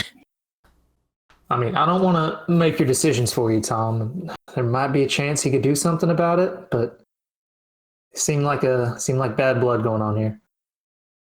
Yeah, I think I'll just let Dr. Hanji deal with it. No, It's like an open secret for like anybody that knows about Bondrewd that Bondrewd's a dick ass, right? Not really. Not very many people have had interactions with Bondrewd, and all of his interactions with people, just like this one, I was trying to convey it as well as I could, but he's always extremely polite and like never outright like mean or angry or insane, but he always has that air of like uneasiness around him. Hopefully I conveyed that well. I mean, everything we've heard, like Jiro originally told us he went down there because he heard rumors about like children disappearing. But you haven't heard anything about why Jiro went down. He told us like they heard bad. I'm looking at my notes from last session. Jiro did say they heard rumors about children in Idafront. That might have. No, that was Busybug hearsay. Yeah, but we do know that. Yeah, I was gonna say I'm pretty sure the only place he would have gotten that is from the Busybug. Yeah. So I guess you wouldn't know. Like he wouldn't expect you to know that. Let's put it that way. Okay. Yeah. No. Regardless, it's all about to come to a thing right now. So it's gonna come to a thing. Come to a thing. Yeah. So after Tom, you settle down and kind of understand everything that's going on, or at least understand what happened there. Jiro pipes up and says, "Well, I think they're probably far enough away now. You never really know with him. He's got eyes and ears all over the place, places that you wouldn't even expect. So, we're just gonna have to go with it and hope he's not around, as I'm not sure there's much of anything I can do about it right now. But in all honesty, it's not something that I think I should involve any of you in. It's not something that I would want to involve anyone in, but you guys seem to be wrapped up in this story, and honestly, I have no one else to go to ask for help in this next endeavor. But Let me just lay it flat out. Ozen tasked me to go down to investigate some of the stuff that Bondred was working on. It had been a while since anyone had gotten any concrete evidence on what exactly he was doing down there. I went down with a group of raiders, including the love of my life, Lydia, and unfortunately, we were caught while we were trying to investigate, and everyone except for me ended up losing their life. And I managed to make my way back up here before running into those bandits and running into you guys. Luckily managed to save some of our own fellow raiders in the process, but obviously I had other things on my mind. I can't really say exactly what Bondred's working on, because quite honestly, I don't know the full extent of everything, but it involves kids, and I'm not exactly sure what exactly he's doing with them, but I know they're not surviving. There's no way they could survive. There's kids down in the 5th layer.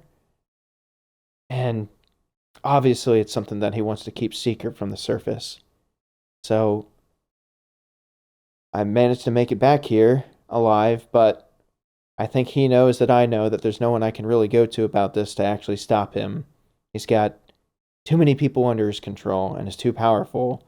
The only thing I can think to do right now is to at least delay his efforts. And honestly, I wasn't expecting to see him up here so fast.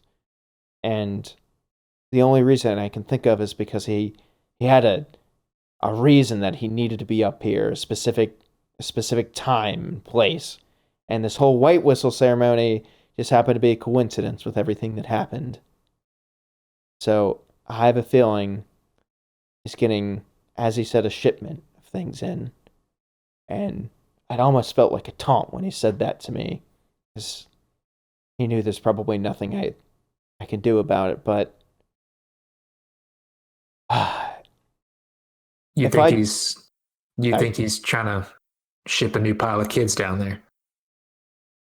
I want you to make your own decisions on this, but if you will, I would ask you to accompany me. I've done a little research, and I have a feeling I know exactly where he's going to be receiving a shipment, and we can go there and decide for ourselves what exactly we want to do about it. But this is something that you guys should not take lightly. This is something that I wouldn't ask anyone to get involved in. But, Gil, I can tell that you have a deep connection to everything that's going on down there, and chances are I doubt you wouldn't help me. I have a feeling you're kind of involved with this. Beltero, with everything that's happened down there, I know that you'd want to help out with what he's doing. And she just like walks over to him and nods and is like, yes, I'm absolutely on your side on this one. Quite frankly, I want to see exactly what you're talking about, so I'm in on whatever we've got going on right now. And he looks at the rest of you and says, if you would like to get involved, or I guess I should say, if you are willing to get involved, I was actually about to go and head towards that area where I think he's convening everything at. It's supposed to be happening later today. I can't think of anyone else that I would be willing to tell, but if you guys can think of anyone that might help this cause, then we have a little bit of time to prepare. I mean, we could try Ozen. I mean... She's not here. Or at least you haven't seen her anywhere in the crowd. You don't think she would have come up for that? For what, specifically? The ceremony? For a white whistle ceremony? Ozen is... Let's just say... She'd be happier to see me by myself after the white whistle ceremony was officially over. I'll see her again back down in the seeker camp, but she's definitely not one for crowds or parties. Fair enough. Okay. I mean, correct me if I'm being dumb, but shouldn't we, like, go to, like, Lilith and all the black whistles and everyone we can find and be like, hey, this guy's doing stuff, like bad stuff? Even if I think that we could maybe convince them, which I seriously doubt that we could, unfortunately, we don't have enough time right now to go after some of the higher ups in like the deeper inner workings of the CRG. And I have to say, Tom, unfortunately, White Whistles kind of hold a little bit too much power around here for that. Very, very few people would go against anything that Bondred's doing, no matter how disgusting and awful it is. Quite honestly, down in the bottom of the 5th layer, there's not really anything that many people can do. There's only a handful of people that have even ever made it down that far, let alone people that could make it down there, confront him, and then make it back alive, or would be willing to do that.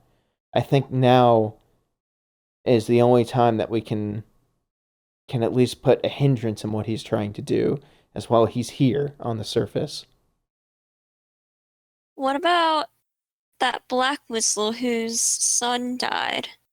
What was his name? Yeah, I was going to say, we can ask Lex to help. I mean, I know he'd be all Lex. about stopping kids from going down in the hole, and he's definitely not on the side of the establishment. And we know where to find him. I say we go ask him. Yeah. He's the only one I can think of.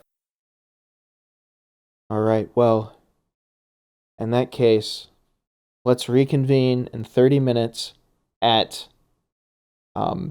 X let's say it gives a specific meeting point. It's another bar kind of on the opposite side of town, getting close to where the slums are.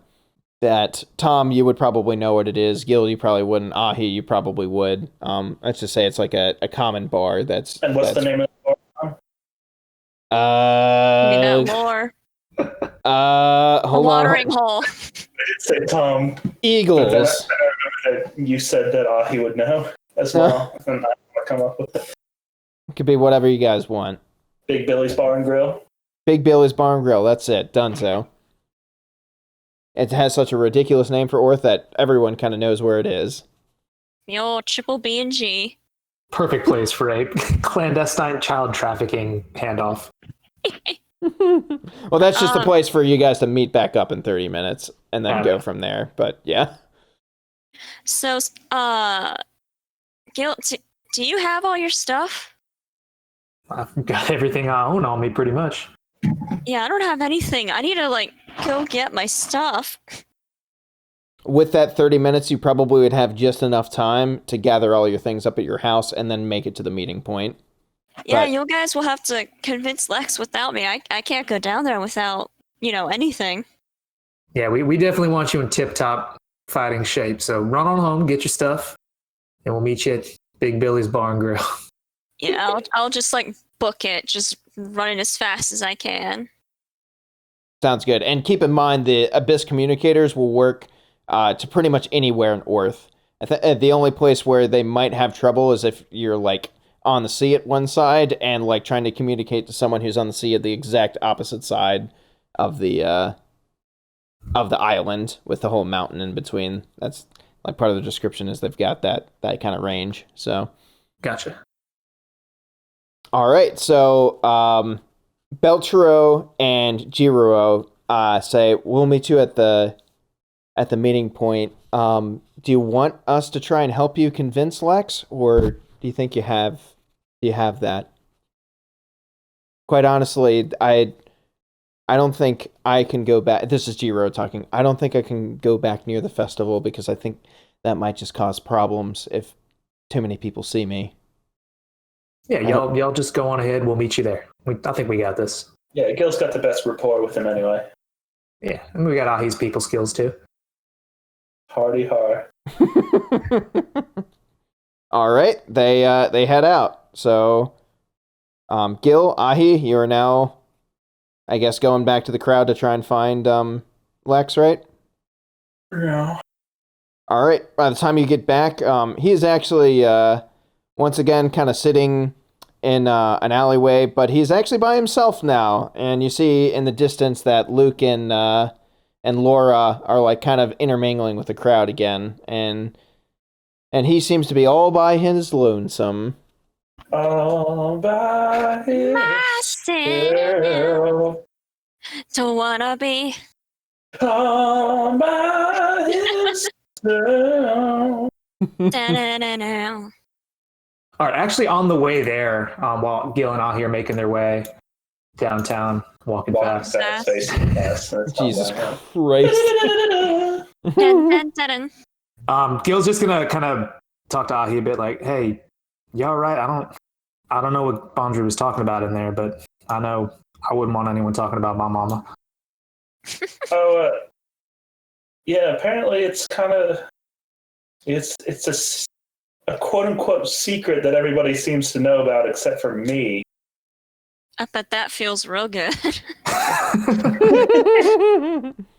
Granted, the only people who've talked about it were the best friend and fucking Bondrude, so. Come on, grip it and rip it. I heard that can. Nah, it's opening syrup for hope. Even better. Hug that shit. Rip it down that thing. But yeah, Gil, I'll tell you all about it actually one time. I don't want to say it twice, so let's wait till Tom's back. It's all good. Just whenever you're ready. Let's go find this big fella. It's suffice to say, it's not going to be important information for quite some time. Hey, I have some important information I'd like to know real quick. Why does Hope need syrup opened at 10 o'clock at night? You know exactly why. night cakes. All right, I eat continue. those pancakes at night, so I can.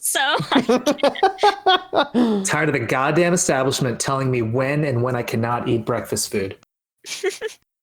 Yeah, fight the patriarchy. Eat night cakes. I mean, to be fair, pancakes pretty much just are dessert. Let's be honest. I mean, yeah, it's pretty much fucking just half of cake breakfast food to desserts. That's why breakfast is a dog shit meal. Excuse me? Fucking do something about it. You're telling me scrambled eggs and toast is a dessert? I'm so pissed No, that you I said outruled me no. and I can't kick you from the server. Next time you're craving some sweet dessert, I'll throw you a few sausage links and see how you feel. I would enjoy that a lot. You know I would enjoy that. If I finished up a nice meal and then I had a dessert of sausage links. Yeah. Pristine. Normalized breakfast anytime. All right, what's Lex up to? He's Is he actually eating some eating night breakfast. cakes? Yeah, he's eating a very large sausage link and a stick that he got from one of the stalls. Does it have He syrup had on it? sausage links on sticks? Damn it. I God, brought me cold steak. I thought that's all they had. I'm sorry. I'm as disappointed as you are. Hey, Lex, you doing all right? Just enjoying the sausage link right here. Damn, I do love breakfast food for dessert. It's one of the best things you can have. I like how you did not knock. You just started talking to him, so you just burst into this man's house. No, We're outside somewhere, right? Yeah, it's still at the edge of right? the thing. Yeah, he's sitting in one of the alleyways in the same way as before. He's sitting in a dark alley. No, god damn it! He's standing cool against the building next to a pile of sausage links, devouring them in a dark hole. Yeah, what would be worse, that or like gets a bunch of festival treats and then just goes home to eat them like a goblin? He puts them on a plate, eats them with a fork and knife. Oh man. So yep, he's just chilling there. Eating some alley meat. Fucking alley meat is my favorite porn site. Oh no. So much better than Pang Bros. God, we have to move forward. I want to hear more about this alley meat. Lex, what's your favorite porn set? They have porn in Earth? I don't know. I'm not from around here. He just he looks at the meat that he's holding while eating in the alley and just gives you a little wink wink. Oh god. Disgusting. But he has a son. Had a son. Anyway. God. Hey Lex, are you free for in the next half hour or so? He kind of just looks around the festival and looks at the thing that he's eating. He's like, "Yeah, I think I am." Listen, there's something we got to do, and I don't know if it's safe. I don't know if it's legal by whatever rules y'all have here, but it's probably going to do some good, and we could use your help. He raises an eyebrow at you and says, "What exactly is this, Gil?" Well, our new White Whistle friend. He raises a bigger eyebrow. What do you mean, new White Whistle friend?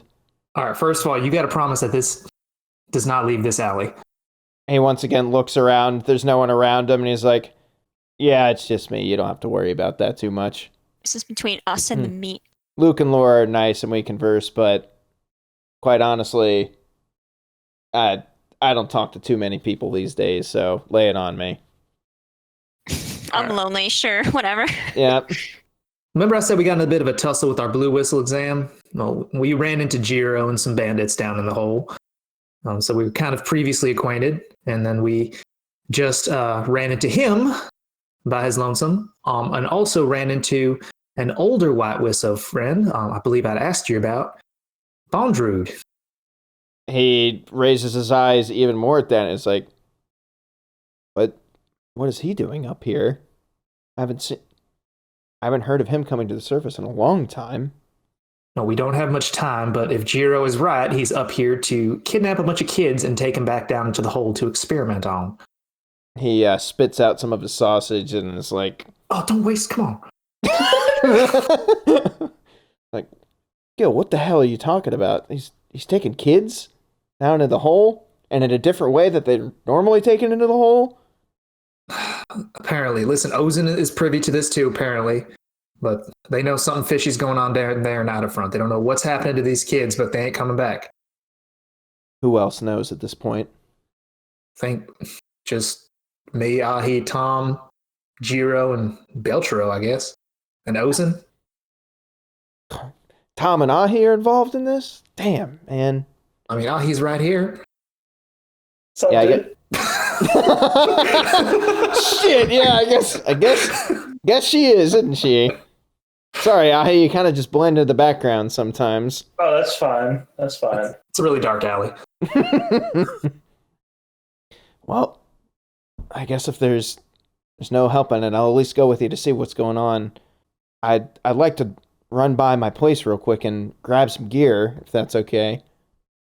Can you be quick? We got to be at Big Billy's Bar and Grill in like 15 minutes. Big Billy's? Oh, I love Big Billy's. All right. Big Billy's Beer Bags. I can't even say it. Big Billy's Beer Batter and Barramundi and chips is great. My favorite fish and chips in the whole city. And he just takes off and in the direction of his place. So yeah, if you want to fast forward to everyone meeting up, is there anything else you want to do? You want to play one last carnival game for the road, or Can we find the sausage stall real quick and get some links to go? give me a notice check. See how fast you can find the sausage stall.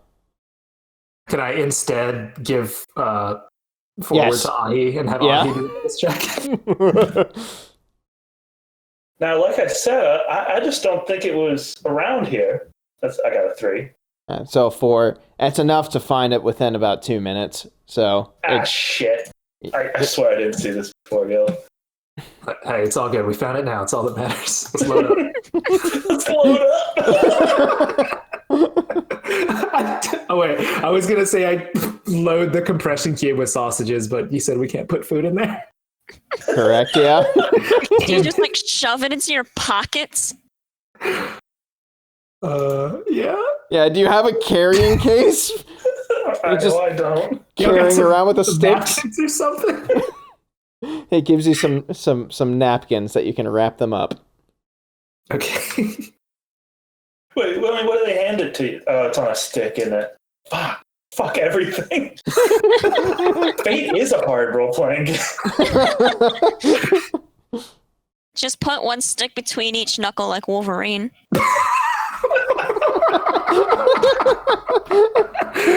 Oh my god. Fucking Edward sausage hands going on over here. How many fate points do I have to spend for like Tupperware?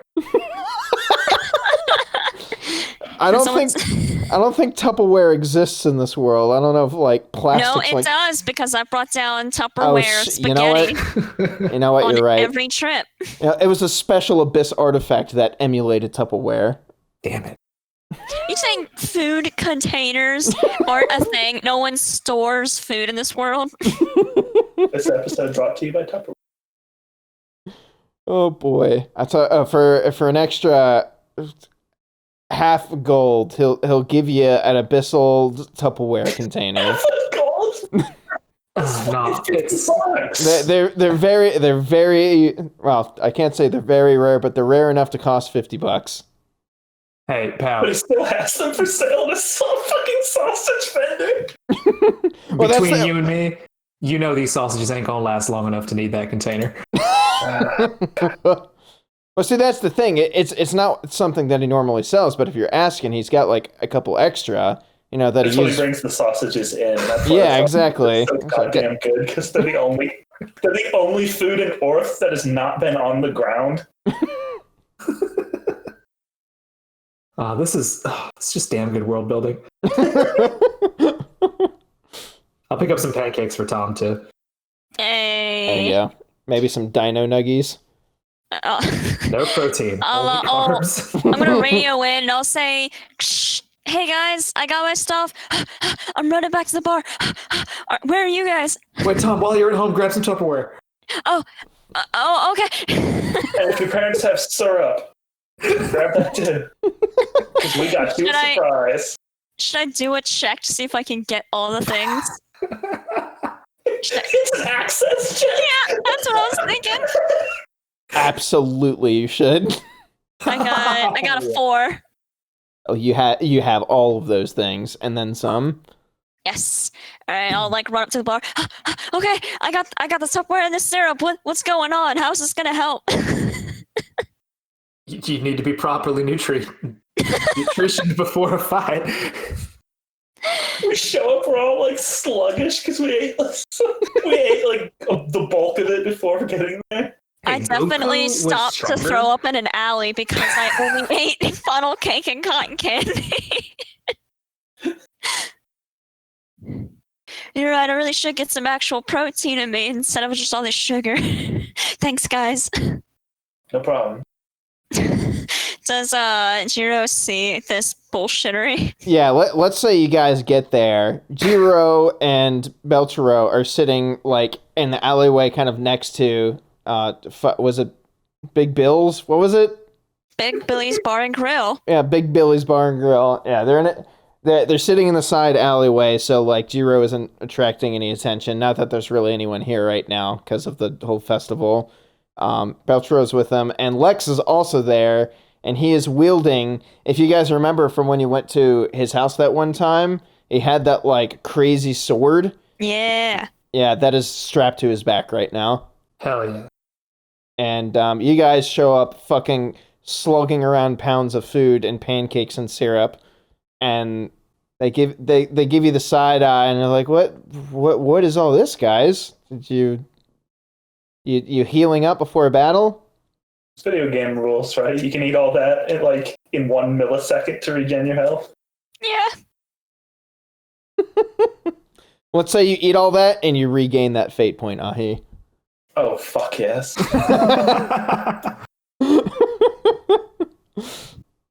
Jiro leads you further on to the place where he thinks he's Bondrewd is gathering up all his stuff, and you get further and further into the slums, further into places where like you guys have probably never gone before, because it actually, some parts of Worth can actually get pretty dangerous, like if you're not careful, like the areas where pretty much all the bandits come in through and everything, and a good place to go if you're trying to sneak children into the abyss.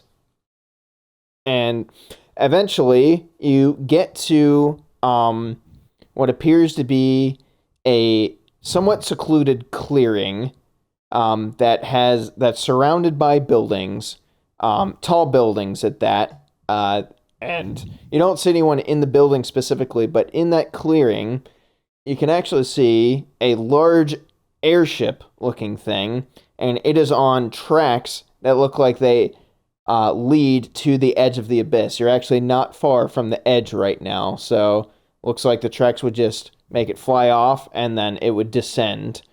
And the airship itself looks basically just like a big circular structure that has 4 balloon-looking things that come out from each corner.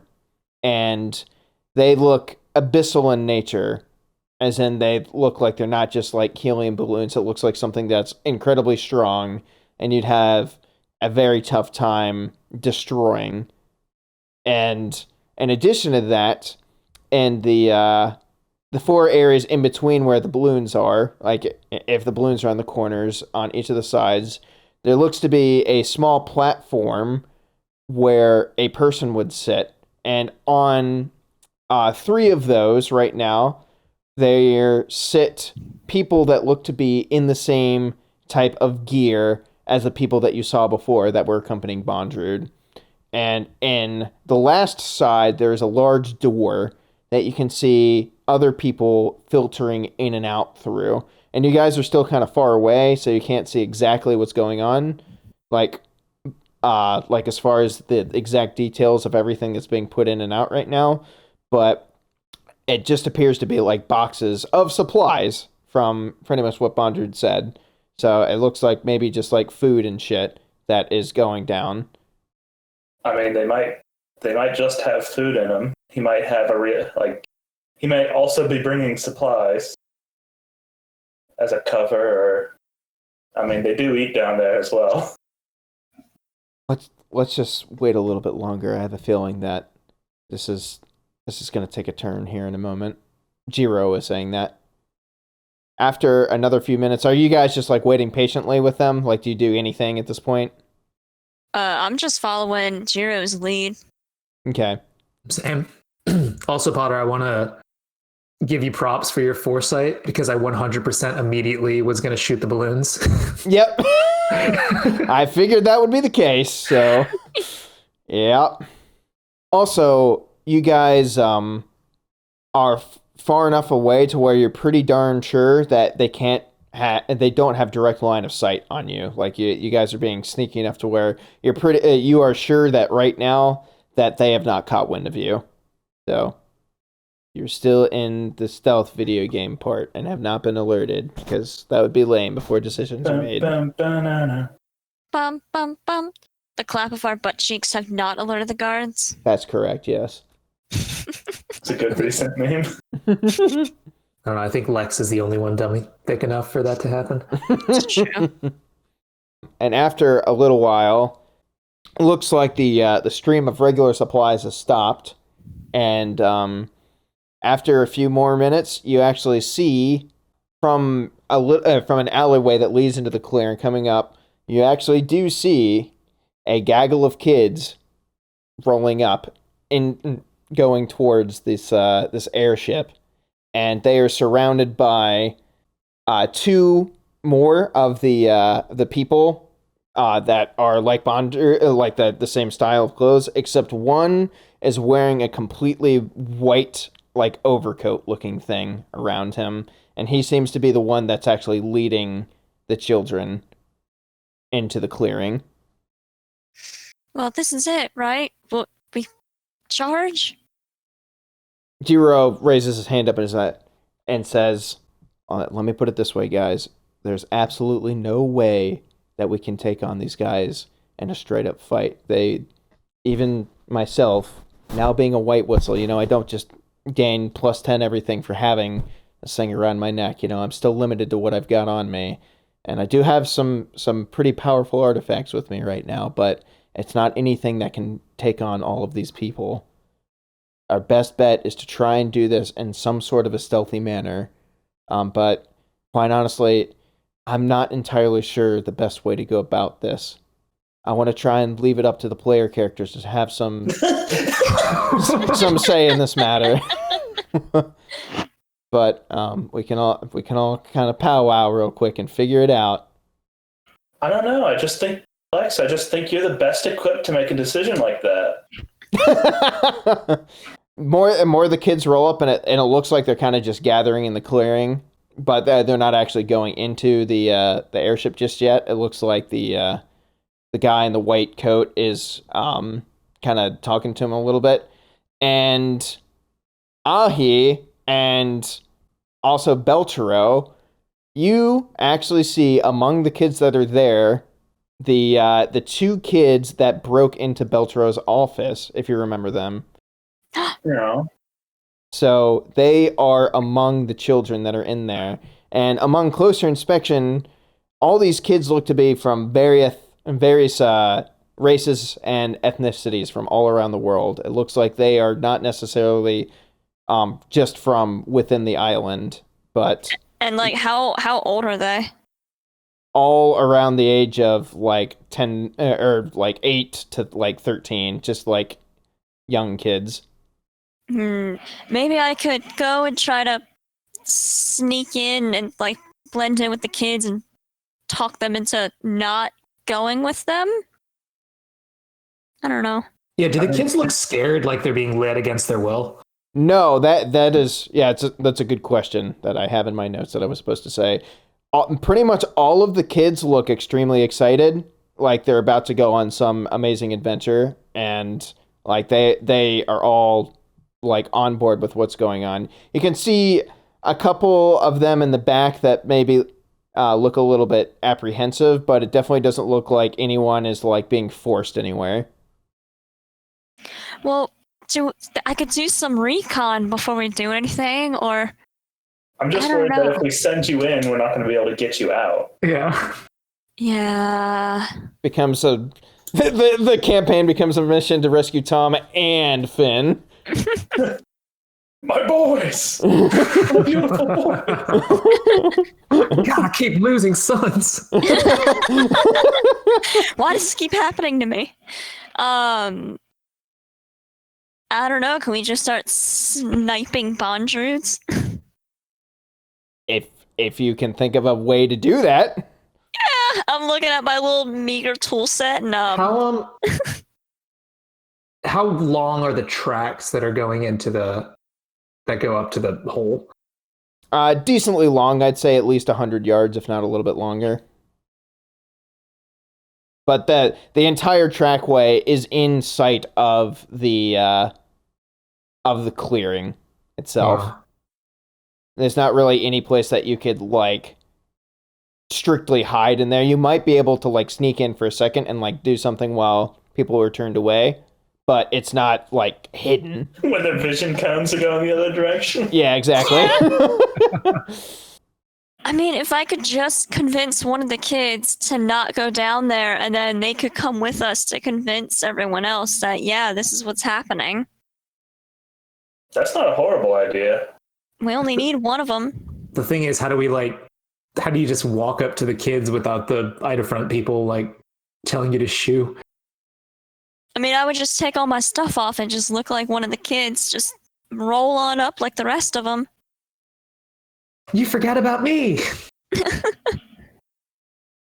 No, like if you can just sneak into the group of kids, there's no way they'll notice one new kid in a group of kids.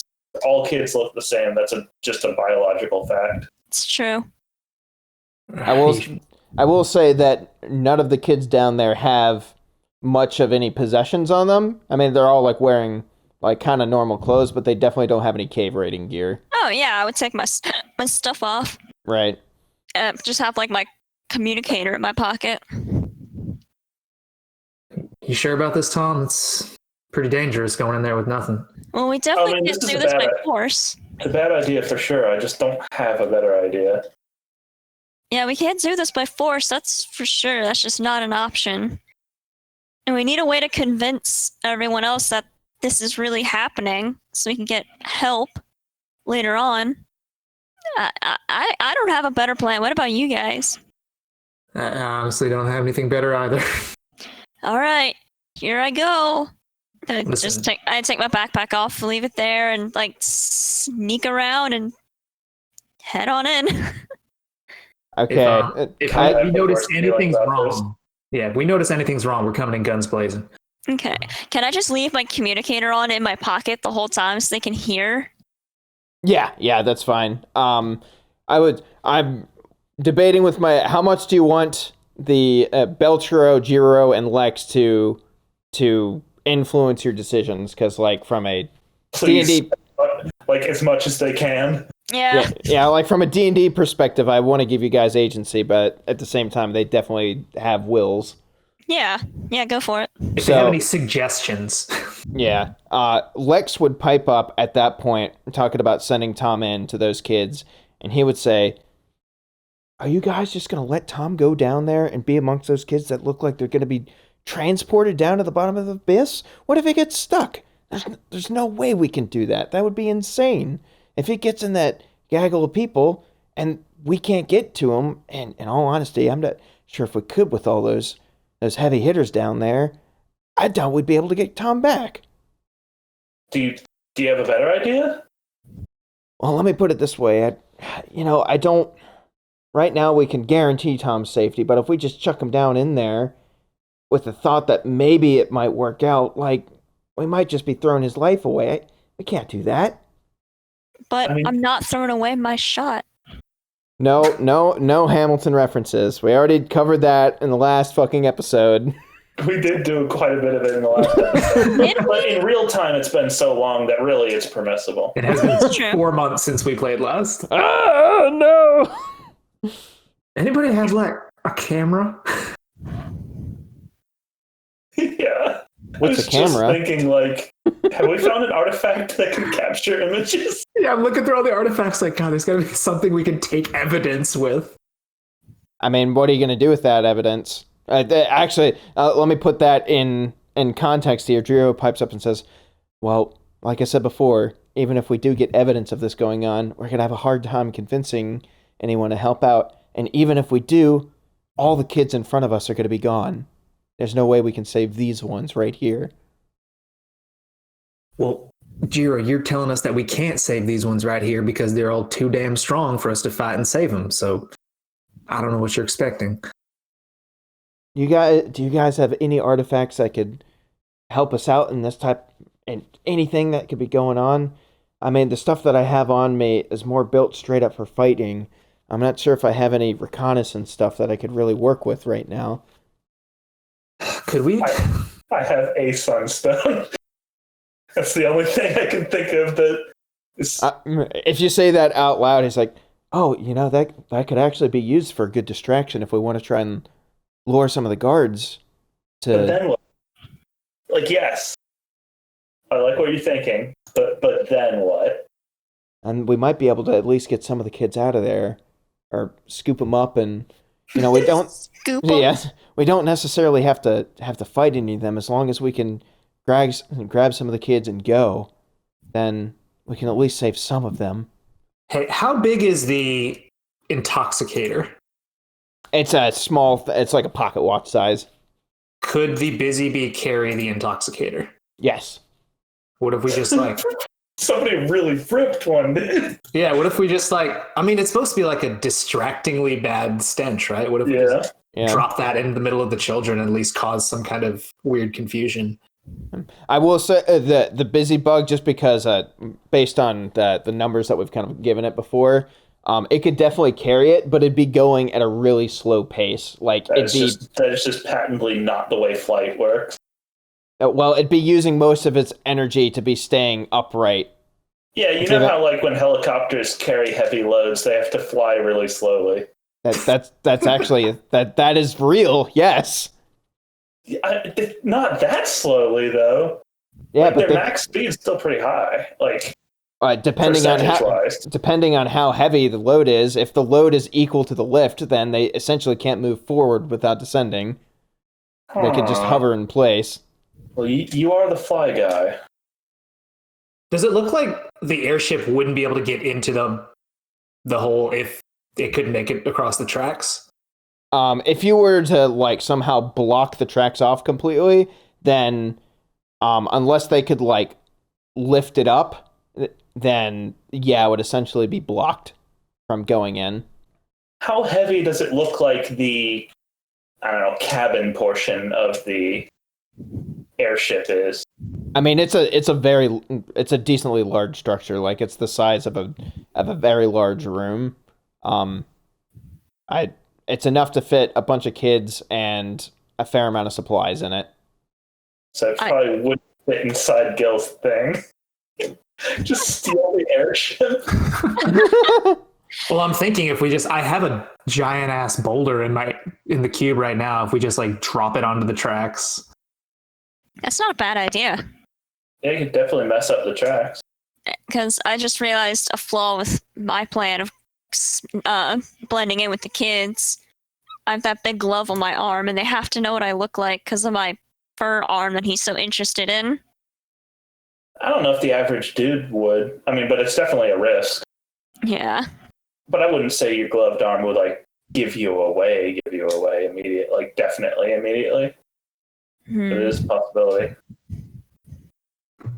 If only I was. Can I say I'm wearing a coat and you can't see the glove? He's in his fucking edgy phase. He's wearing a trench coat. Yeah. I just watched this great movie. It's called The Matrix. Maybe it's a little chilly. It's, a brisk evening. And Hey, guys, listen.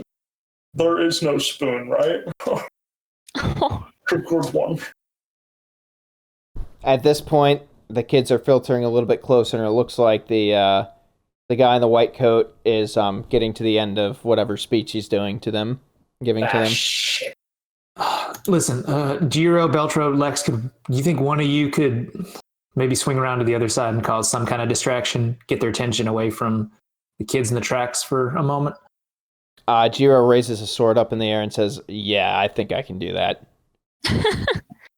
All right. I'm going in. Wait, should we not have? I thought we didn't want Tom to go in now. Well, what's the distraction for? What is your plan that you're going for? To try to drop a boulder on the tracks. Oh, okay. Then I'm gonna put all my stuff back on. I think that is the safer option. Okay. Let's go fuck that track up. Just it at least buys us time. Beltro has mostly been silent this whole time. After seeing that Ulrich and Ursa are in there, and she turns back around to you guys and says, "Damn, I can't believe I knew that kicking them out of the orphanage was the best for the rest of the kids because of all the trouble they were causing, but I can't say I blame myself a little bit for coming to this. I can't believe that they would go to something there.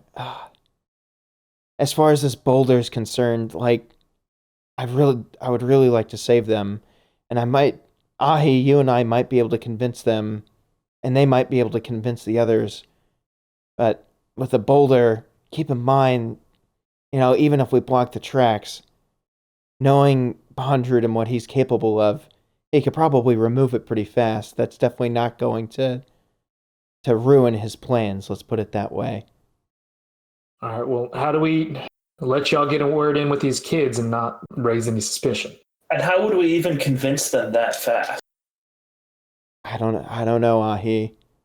I never really got Talking along. is not my strong suit, as I'm sure you may have noticed. Yeah, and I'm not sure if I could talk very well with them either. I was just hoping that maybe seeing a familiar face would convince them. Maybe it might do the opposite. Yeah, I mean, you kicked them out, and then I kicked their ass. Like, it's bad all the way down. Yeah, she looks really sad at that and says, you're kind of right there. Nick Potter, why did you give us such a hard puzzle? I think this puzzle has an answer. This is like that shitty train puzzle that I can never figure out. Yeah, there's not enough trains. If we had 2 trains, it would be really easy. then we could get them all. But if I only have one train and it can only go down one track, there's no way I can get all the people on the track. God damn it. I don't have any good ideas at all. Like, all I can think of is stupid shit like grappling one of the kids out of there and just going. Yeah, harpooning a kid and pulling him over towards I'll just us. run up with my Doc Ock backpack, pick up a smaller looking kid, hoist him into the pack, and run along. Scoop a kid in your pack. Just scoop him right up. In and out. 15-minute adventure.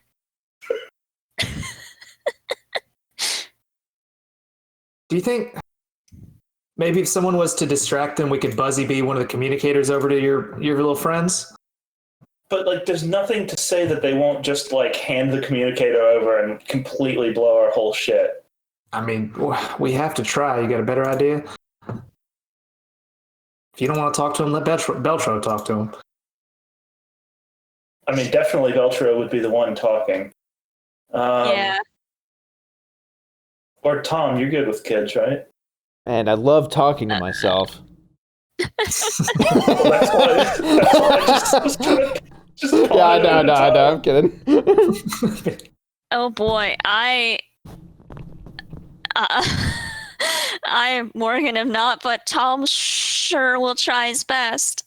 What a nice young lad. So are we back to plan A? I take my stuff off again. No, I think. Oh no! The worst episode ever. Just listen to the three of us just come up with 0 ideas for half an hour. All right, so we can't fight them. That's just not even an option, because they'll just Shrek us.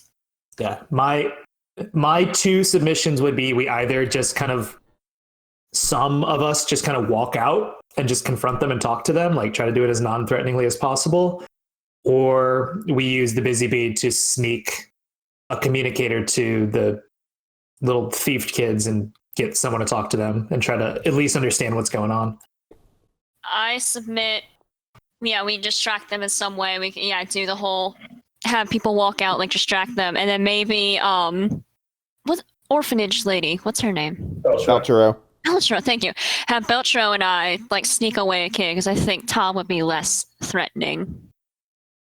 Like me and the orphanage lady could like try to talk to them and convince them to come with us. Just like 1 or 2 of them. Some of the more excited kids in the front start like cheering and running towards the front, and the guy in the white coat like stops them and is like almost done with what he's about to say. Oh my fucking god. Alright, I say Jiro kind of stays here as like backup in case we need him, since they might recognize him. The guard guys might recognize him and cause a problem. So Lex and Ahi and Gil, you guys go out and kind of distract them, and Beltro and I will sneak away a kid. Hey, maybe I'll just go out first. Bondrud knows I've got business with him. Would make sense that maybe I tailed him here and try to talk to him some more. Not Okay. a bad idea. All right, then Ahi, you come with me and Beltro. Yeah. As Okay. of right now, you do not see Bondrud in this scene. Yeah, just FYI. Oh, That's fine. well, he can just pop out and say he's looking for Bondrud. I think the communicator might be a better way to essentially prime the brother and sister for us, popping out, so we don't have to like pop out and then try to have like a whole covert conversation with them. So you want me to Busy Bee it over to them? I think so. I can just try to sneak it to him if I get close enough. I don't think we have time.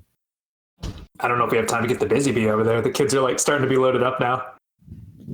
Are the 2 kids, are they in the front or the back of the group? Yeah, like how slow is the Busy Bee going to be, Potter? No, so the communicator is way, way lighter than the intoxicator. The intoxicator was probably at the limit as to what it could carry. It could carry the communicator without too much difficulty. Okay. Yeah. Yes. All right. So I'll busy Bee it over. Yeah. We're going? That's a go. All right. I do it. What? Wait, am I still walking out too? Yeah. Give us like, don't walk out until the kids like are about to move. Give us as much time to prime as we can. Wait, I'm so confused. What's the chain of events we're trying to like make happen? All right, I'm going into the busy bug and flying the communicator over to the two kids that stole from the orphanage to try to convince them to come with us and try to convince other kids to go with them as well. Convince them, not just to come with us, but that if they do go down there, they're like certain to die. Yeah. And then from there, then maybe they can start, I guess, spreading the bad news. It all depends on how much time before they start moving. But we'll get as much of that plan done, and then like the second they look like they start moving, we leave it up to your judgment to pop out at an opportune moment. All right, make it happen. All right, here I go. What role would that be? Proficiency? Real quick, is Jiroro, Belchero, and Lex, what exactly do you want them to do? I say Jiro stays hidden because I think his face might be a problem. Yeah, he'll be ready to pounce. Lex will go with Gil, but like stay hidden until like it looks like Gil might need backup. Mm-hmm. Yeah, maybe they could both just like hide nearby, our two groups now, and like they can help us skedoodle away if things break down. And Beltro staying with me to like use the communicator with me and try to talk to the kids. She needs to talk into the thing. And I'll shit. No, you're helping convince them too. It's all three of us. Is that wise? Well, you know them at least. Okay, fair enough. Do it, Tom. Do it. Here I go. Tom, Is that do I do a proficiency or do I just do it? For this type of thing, I'd say you could just do it. If anything, I'm wondering if you would have to roll a stealth type check. But in that case, it probably would still fall to a proficiency check anyway. All right. I guess I'll do a fate point. Okay. Hey, let me click. I'm guessing you want to re-roll that. Yeah. All right. Here I go. Oh boy. Ew, that's so much better. Wow. Okay, so it's not a terrible roll. So the busy bee flies over with the communicator just fine. It gets to the first off, are you dropping it in whose hands? Ulrich or Ursa? You know what? I'm gonna have Belchero tell me which one she thinks would be better. Oh wow, okay. Belchero, which one's the weaker-willed one? The weaker-willed one? Definitely Ulrich. Ulrich it is. Okay, you get over there with the busy bee and drop it in his hands, but with that proficiency, he actually he kind of points it out. He like sees the bug and like swats away at it, and as it's flying away, one of the we'll call they're called the Umber Hands. We'll just call them that. I'm not sure if you guys have heard that in game, but out of character, the Umber Hands. One of the Umber Hands sees the bee, but doesn't see the communicator drop from it. He like sees it after Ulrich swats it away, so he just kind of has his eyes on it, but isn't really paying it too much attention. Do I see him see me? We'll say yes, that you can see one of the Umber Hands looking at the bee right now as it's flying away. Even if he doesn't notice it, like we're there to like whisper. Yeah. An extra 2 pairs of eyes into his ears. Mm-hmm. Yeah. So I'll just kind of do like a fly like a bug would to shake any suspicion. Right. Yeah. I'm just a little bumblebee. Don't mind me. Give me one more proficiency check for that specifically. Another 2. Wow.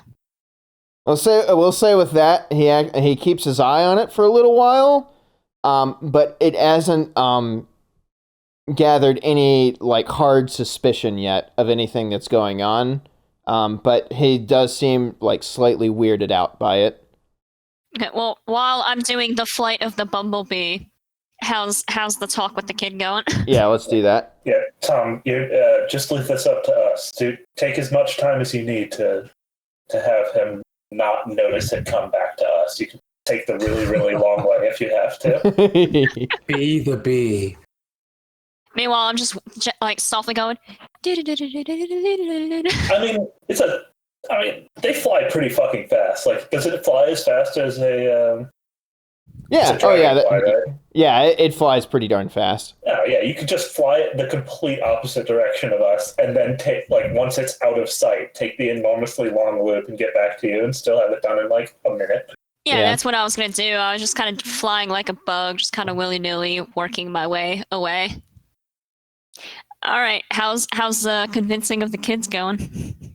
That's pretty good. I think we just about have them. Oh, good. We were doing it off screen.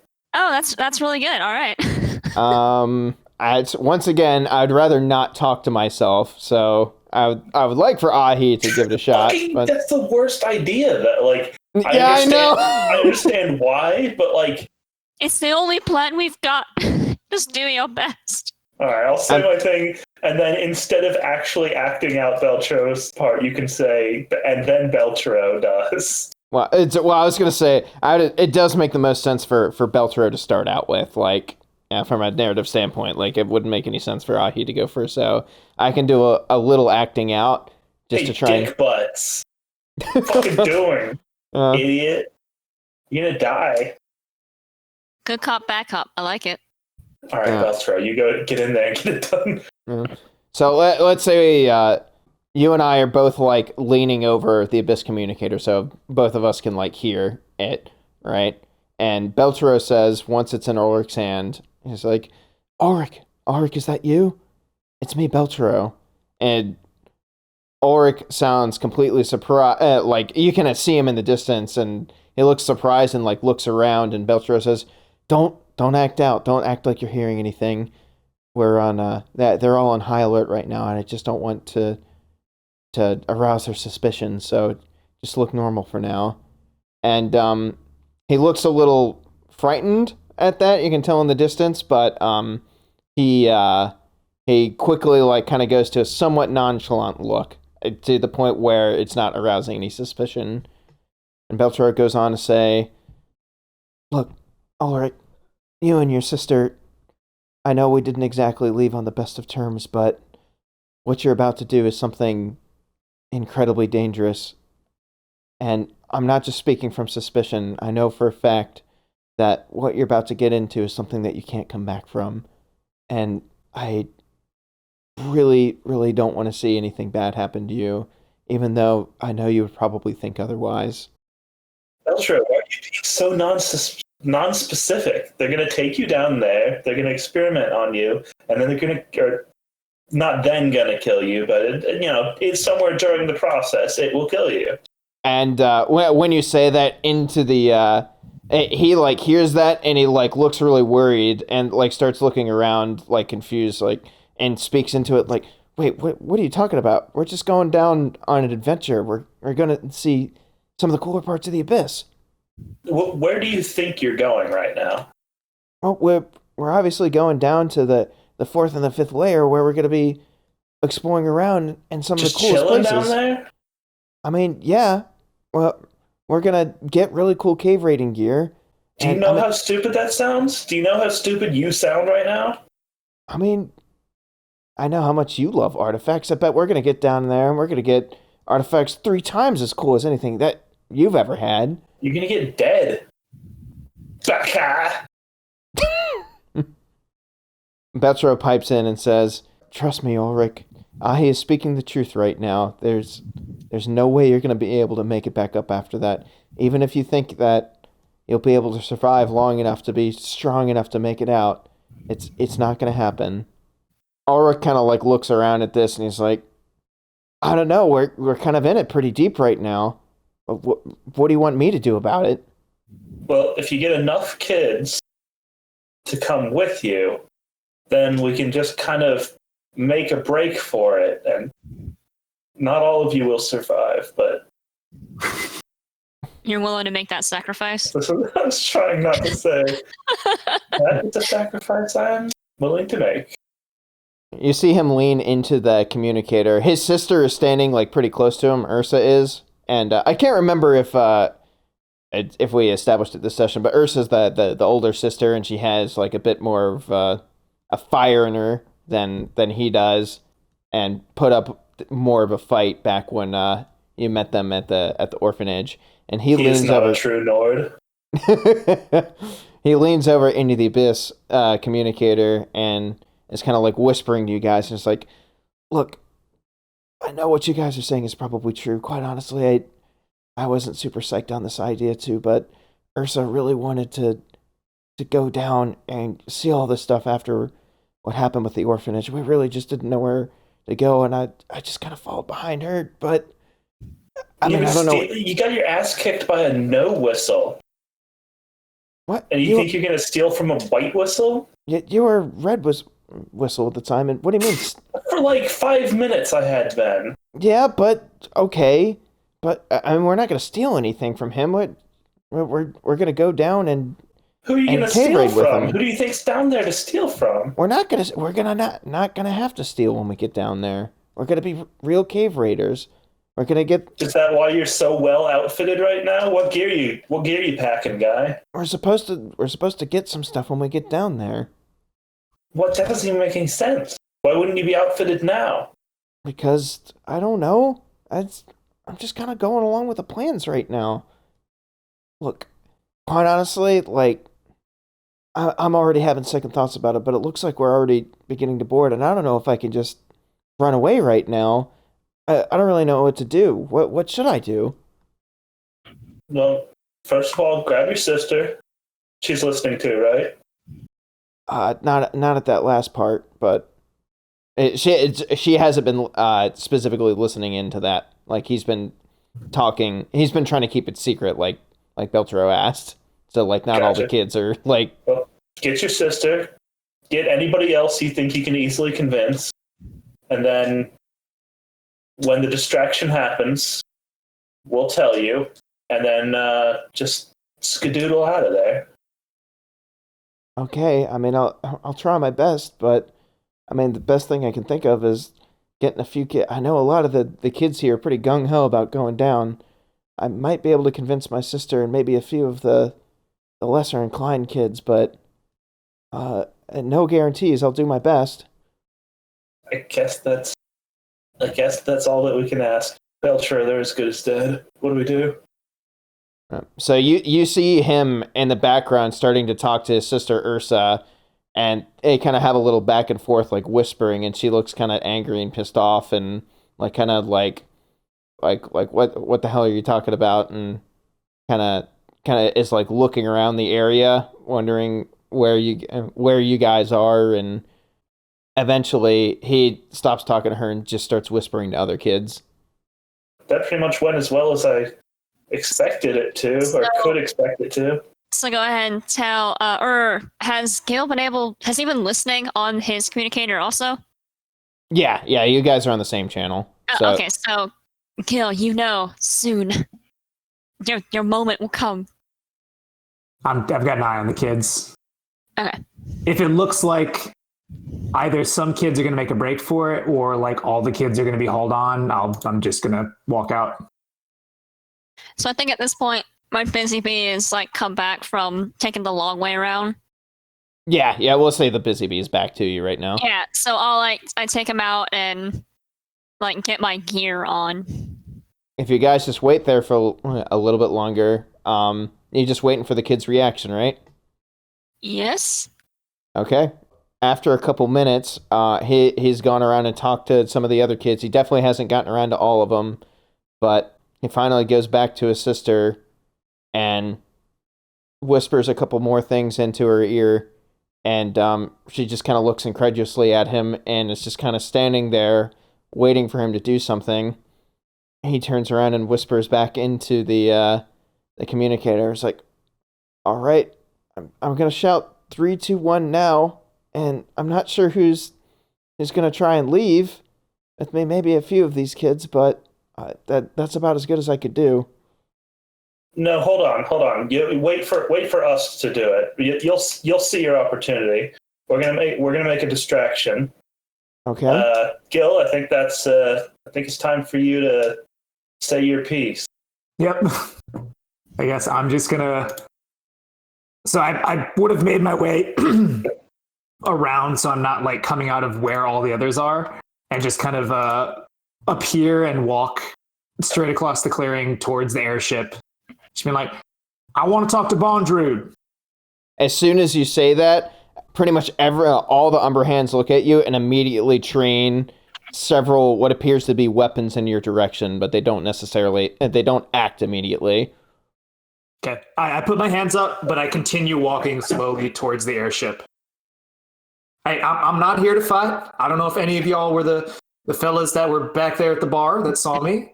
We left on good terms. I just want to talk to Bondrude. That's it. The person in the white coat says, Bondrude is not currently here right now. and right as he says that, you hear Ulrich shout, "No!" And him and God, like... I told him not to shout. You heard me say not to shout. Just wait. I heard it. Well, he has to say that for all the kids to know when to go. He couldn't have thought of it better, could he? He's They a are kid. kids. What's done is done. Yep. Him and like 5 other kids start sprinting away from the group, and he is actually grabbed onto his sister and is like pulling her really hard, and she's like kind of going along with it, but still kind of like incredulous and like being like, what the hell is going on? 2 of the Umber Hands quickly, in the same way that, well, I guess you didn't see it before, the ones that disappeared, it seems like they just instantly vanish and then pop up, blocking the route of the kids that are trying to run away. And they all just kind of stop in place. Whoa. What's going on here with these kids? One in the white coat addresses you again and says, That is none of your concern. Please leave. Can I take the tranquilizing laser and point it into the eyes of the Umbra hand blocking the kids? Or one of them at least? you can do that, yeah. I'm gonna say, hey, I'm gonna blind one of the guards to try to give the kids an opportunity to get past them. What do you think? Give us a second to move away from you then. We don't need to blow all of our covers. Alright, well, I'm gonna crank it and you start running. All right, crank that.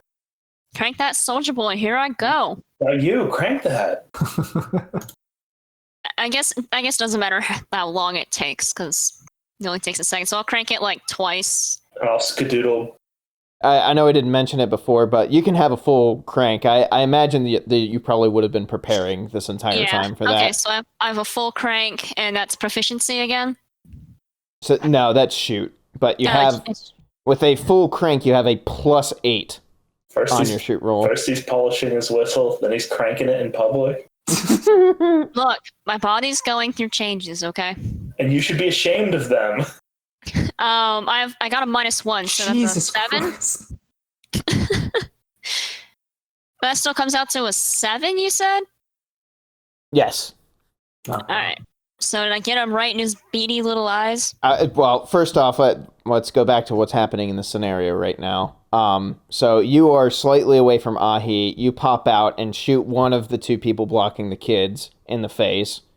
And Gil, you are still standing there with your hands up, kind of just in the plaza.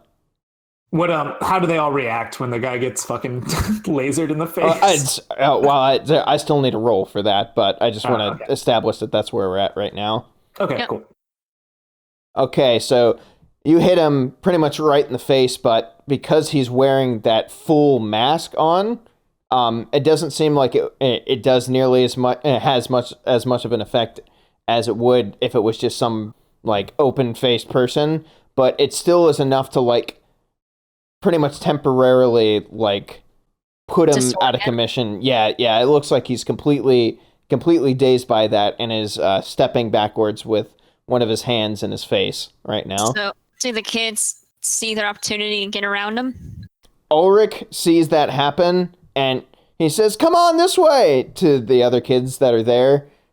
Most of the kids are still in the main gaggle and are just kind of like looking confused right now, but the ones that are with him sprint after him, but the remaining Umbra Hand stops their path and like gets in their way. Two of the kids split up and are gaining a little bit of ground right now away because they can only stop so many of them.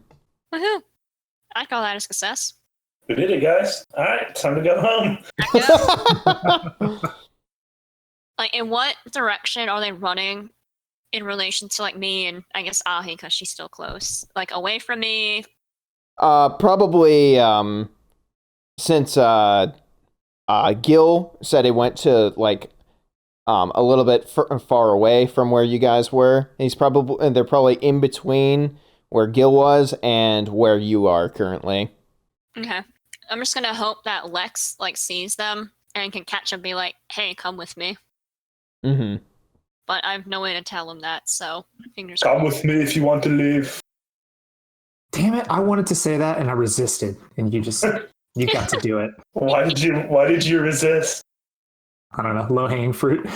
That's That's the that best should be fruit. the name of the podcast. All right, I'll say kind of debating going into popcorn, but I think it's still a little bit early for that because the Umber Hands aren't directly taking any offensive actions towards you just yet. You see those two kids kind of running away and are getting decently far away, and the one other guy is blocking Ulrich, Ursa, and one other kid that's with them. The guy in the white uniform is looking at you, Gil, and looks back at them, and then with an insane speed, unlike anything you've seen before, not that he doesn't teleport like the other ones kind of did, like phasing into the ground, but he like speeds over to you, so he's close up to your face, and says, What exactly is the meaning of this? What are you trying to do? I'm just here to talk to Bondrude about my son, but I don't know what the fuck y'all are doing with these kids.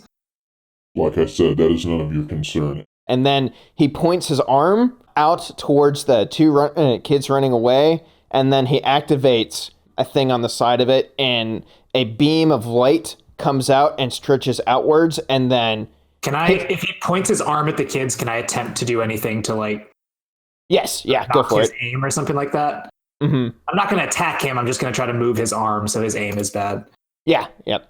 What role would that be? Let me think about that. It's athletics or fight? One of those? Yeah, that's what I'm thinking. Okay, you actually, you managed to smack his arm out of the way, so when he shoots that beam of light, it is actually going up at like a 45-degree angle. But unfortunately, much to your dismay, even though that string of light goes up at the 45 degrees, after a second, it quickly spins around and aims straight back at the kids again, and wraps that beam of light around them, and essentially tangles them up. Well, that's some bullshit. What the fuck are you doing? These are just kids. Once again, that is none of your concern. It's my concern when y'all are just trying to beat up innocent kids out here. We're not trying to beat up any kids right now. You are the ones that are interfering and causing trouble. Listen, those kids clearly want to get the hell out of here, and you're stopping them. Does it look like everyone here wants to leave? Most of the kids are still in the crowd. Like, some of them are like actually trying to run into the airship to like try and get in and get away from you guys, whereas some of them are kind of standing around awkwardly, and then you've got the few runners. Listen, I don't know about what these kids are feeling, but they look scared and confused. Once again, that is none of your concern. Leave now, or we shall be forced to remove you. I ain't leaving anywhere until I can talk to Bondrude. He will not be here for some time. Well, I got time. I'll wait. We are leaving now. If you do not move within the next minute, we shall remove you. You said y'all are leaving now. Bondrude ain't gonna be here for a while? In turn order a while, yes. All right, Why fine. they're so rude. And I'll leave, but I'll walk in the direction of where like the kids have been stopped. Okay, yep. And he actually, with the kids that are wrapped up right now, he raises his arm up, and that string of light actually lifts them up gently to their feet, and kind of like slowly pulls them towards the other Ulrich and Ursa and the last kid, and unwinds itself. And at this point, the other Umber hand that was blinded by the laser seems to be coming back to his senses. Come on, man, just give me one kid. Is that so much to ask? I mean, we can't fight them. I think we gotta go. Like, I think we should start, like, sneaking away. Me, Ahi, and, what's her face? We should start sneaking away while we can, because they're gonna wreck our shit. I guess. Fuck. We cannot take on all these Umbra hands. No, we definitely can't take him on, but, like... We can't just... Let's see, I'll talk into the communicator then. Gil, he said that they don't all look like they want to go. Just press the subject on the kids that do want to go. Just tell them, all right, I'll be on my way, and I'll just take the kids that do want to go with me. See how that plays. Okay. Yeah, I'll turn around as I like get closer to, especially if I get closer to like Ulrich and Ursa. I'll kind of turn around and be like, "Hey, I recognize these kids from the orphanage, Beltros. I mean, looks like they're kind of scared. Do you mind if I just escort them on home?" And I look down at the kids. You all want me to take you back?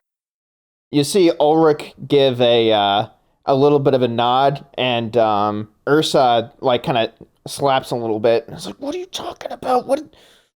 We talked about this for a while. We wanted to go down." And the other kids are just kind of looking scared. And the white cloaked guy says, "That is not your or my decision to make. We will be leaving now." Well, whose decision is it then? That would be Bondrud. Who you said is not here. For the time being. Then it sounds like we should wait for him to show up then, shouldn't we? Yeah, checkmate. If you want this guy to shoot me, just have him shoot me, dude. Yeah, no, I'm trying to think in the mind of an Umbra hand and what they would do in this moment. And I think like also like it's part of Gil's tactic that like if they like start shooting him or hurting him, that's definitely going to scare the kids and make them not want to go. Right, yeah. Actually, at that point, he says, "I will not ask again." And he aims his other hand at you and says, "Once again, I do not wish to hurt you, but you are impeding our progress." Listen, I just want to take these kids back home safe. I don't see that any reason for y'all to hurt me for. All the other Umber hands are kind of like zoning in on you now as well. And after things look like they're getting to a peak as far as tension, you actually see swoop down from one of the buildings using a long tendril-like thing from his arm. You see the man with the helmet with the thin purple line land next to the Umber hand with a white cloak. And he says, "Oh, calm yourself. We don't need to fight here. I'm sorry, kids. If there was a problem here, you should have just spoken up. Gil, I'm sorry to say that it has come to something like this, but any kids who are willing to leave are free to. I don't want anyone to think that I'm forcing you against your will. I just wanted you to see the abyss for the majesty that it offers." And do these kids know anything about how dangerous it is down there? Of course. We've informed everyone of everything that will be going on down there. Everyone is willingly going down. Isn't that right, kids? And some of the more excited kids like pop up and say, "Yeah, we're going to go on an adventure. This is going to be fun." And some of them just start running into the airship. So a good chunk of them are actually inside. Bondrud goes on and says, "Ulrich, Ursa, if you guys do not wish to come, then that is fine. You can stay behind in Orth. If you ever wish to come down, then maybe on our next visit up here, you can decide to." Gil, all right, just take him up on the offer. Take the kids and go. Bail. Just bail. I mean, how did Ursa and Ulrich react when he says that? Ulrich looks at Ursa and is just like nodding frantically, and And she kind of gives an annoyed look, but stops fighting against him and kind of just drops her arms and is like, yeah, all right, I'll go with you. Wait, so they want to stay then, right? Yeah. Okay, cool. All right. I kind of pull out my blue whistle, like out of my shirt. Mm-hmm. Hey, y'all, look, I'm new in town, and I've already got this. And this is the right way to go down there, the good way. And if y'all work hard enough, stick at Beltro's, I'm sure y'all be strong enough to get one of these, and you can go down on your own terms. Just get them out, bro. Just get them out. And then I'll kind of go over and like put my arm around them to kind of ferry them away back towards. Right. You can tell, like, some of the other kids in the gaggle, like the ones that seemed a little bit more apprehensive, seem to be even more so. And you actually get a couple more that walk out and be like, Mr. Bondrewd, sir, is it okay if I go with them for now, too? And he says, by all means, it is your decision. But most of the kids are still going on. Well, we got what we needed. We just needed witnesses, so. I'm going to mark this as a W in my book anyway. Oh, yeah. Okay, I'm going to tell the kids, y'all run up ahead a little bit. I'll catch up in a second. I'll take you back to Beltro's.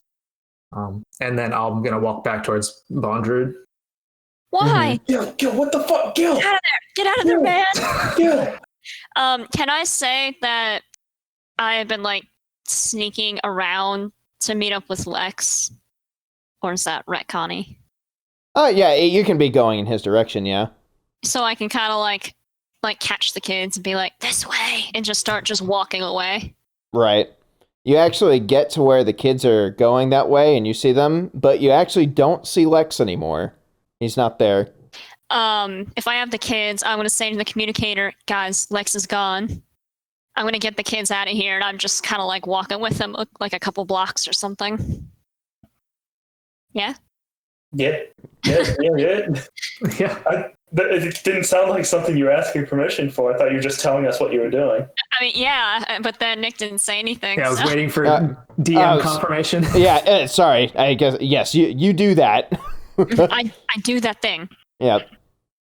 Okay, I'm gonna walk up to Bondrewd and get like close enough so like we're talking like lowly, so like the kids and other people wouldn't hear. Right. Yep. Whatever you're doing to these kids, is Finn helping you? Yes, he is accompanying me in my efforts. You and I both know damn well these kids ain't coming back, are they? That can't be said just yet. They could become strong, brave cave delvers that could fight their way back out. You never know. I guess I'll see when I get down there. Let me put it this way, Gil. Lots of people have helped me in my progress down there, and these children will do the same. At what cost? Whatever is necessary. I can see why Ozen doesn't trust you. Oh, Ozen can be quite a scoundrel herself. I wouldn't go by her judgment as necessarily the word of gospel. Just make sure Finn stays alive till I get down there. That I can promise you. All right, then I'll turn and attempt to walk away from him. Right as you turn away, you see a blur come by you as Lex charges towards Bondrewd with his sword. No. Oh, no. What is your reaction to this? I'll give you a reaction. I would attempt to stop him. Okay. I would just put my hand out and say, we're not winning this one. Go ahead and give me a roll. I would say either fight or athletics. Athletics it is. I'm going to spend a fate point to add 2 to that. A 5. With that roll, you pretty much just crash into him for the fate point, just for flavor. Because technically you're supposed to invoke something. In this case, you could invoke your shield to help, like, stop his charge. Yeah, that's fine. Yeah, so you would, like, deploy your shield and kind of, like, create a wall in between the two of you. And you manage to stop him, but it is quite the impact. You guys smash into each other, and the sword actually clangs off of the shield that you have and puts a sizable scratch in that thing. Like, if he had been aiming for the shield itself, it might actually have a chance of cutting through it. Oh, shit. He gets knocked off balance and stands there. He's like, damn it, Gil, that was my opportunity. You know we can't beat him. Not like this. Bondrewd has turned around and looked at him at this point and says, wow, Gil, you may have just saved your friend's life there. I applaud you on that. I sure as hell wasn't protecting you. I can see where Finn gets his motivations from. He is a very good-natured person. Can I try to pick Lex up and try to scoot him off away? He didn't fall down. He Okay. was just knocked off balance, so he's kind of just standing there with a sword. Okay. He grumbles at you, but knows that his opportunity has been lost and walks away with you. Yeah. We did it, guys. We saved like Dun, dun, 3 dun, dun. kids. No, it was, in total, it was, you got the 5 that initially left, and 3 more after everything was said and done left from the crowd. That's almost 10 kids. All right, so are we back at Big Billy's barbecue and grill? So how do you guys want to reconvene? So you haven't seen Jiro or Beltro for a hot second, because all of you have split up. Or wait, Ahi, you're still next to them, right? Yeah, no, I guess we did say that we were all bailing at once. So Yeah, you never left Beltro, right? yeah. So I'm Yeah, still okay, with that's true. Velcro. Yeah, and you guys stayed with Jiro, who's just kind of been standing there, like, waiting to pounce if necessary. I only went like a few blocks and then stopped, so I'm just gonna stay where I can like see people and like we'll all kind of huddle up, I guess. Let's do a head count, roll call. Who's here? Yeah, I guess we'll all meet up. Maybe we should get these kids back to Beltros. Beltro's with you guys and says, yes, I think that would be for the best. Hello, everyone. I know we're not exactly meeting on the best of terms. Ulrich, Ursa, I'm sorry for everything that transpired. You have a place back at Beltro's if you need it. I just implore you, please, think of everyone that's there. Think of these other kids that are now with you. I'm sure you've had time to bond with them. Stop stealing, you little shits. Yeah, that. Ulrich looks like pretty relieved and everything. Ursa is still pretty pouty about everything. You know what? I pull out my Tupperware containers and I start handing out the sausages. Perfect. Does that help? The kids get +1 to their happiness from all the sausage. We bonded. Well, it looks like we got another fellow kid with us doing this too. It's good sausage, fellow kid.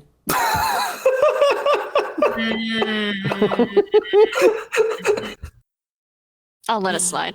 Oh no. I don't know how I feel about that. I'm not a kid. I'm 15. Hello, fellow kids. What is up, fellow gamers? We're going to find out in like 10 episodes, 50 episodes maybe, that Tom's always been like 25. I'm just Peter Pan. I just didn't want to grow up, so I just kept pretending to be a kid. Your parents are just 2 normal adult people that you're holding hostage to act as your parents to hold the illusion. Oh, no. I'm drugging them with the margarita mix. The ultimate con. Spaghetti is the only thing that masks the taste of the mind control juice. All right, Some deep ass lore. can we regroup after we I guess get the kids back in safe? Can we regroup with the adults to discuss what the fuck just happened?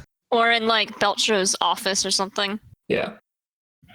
Yeah, let's say Beltro suggests that because you got the kids with you, you guys can all meet up at the orphanage and give the kids places to go for now, and then she'll meet back up in the office with you guys.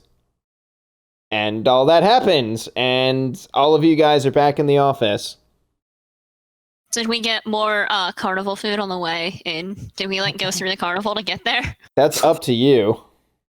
I don't think I'm really that hungry. Fair enough. No more sausages. I think Gil is mostly bummed that he knows his son is implicit to like child experimentation. But also the sausages are gone. Yeah, that too. Also that. Now we're even more bummed out.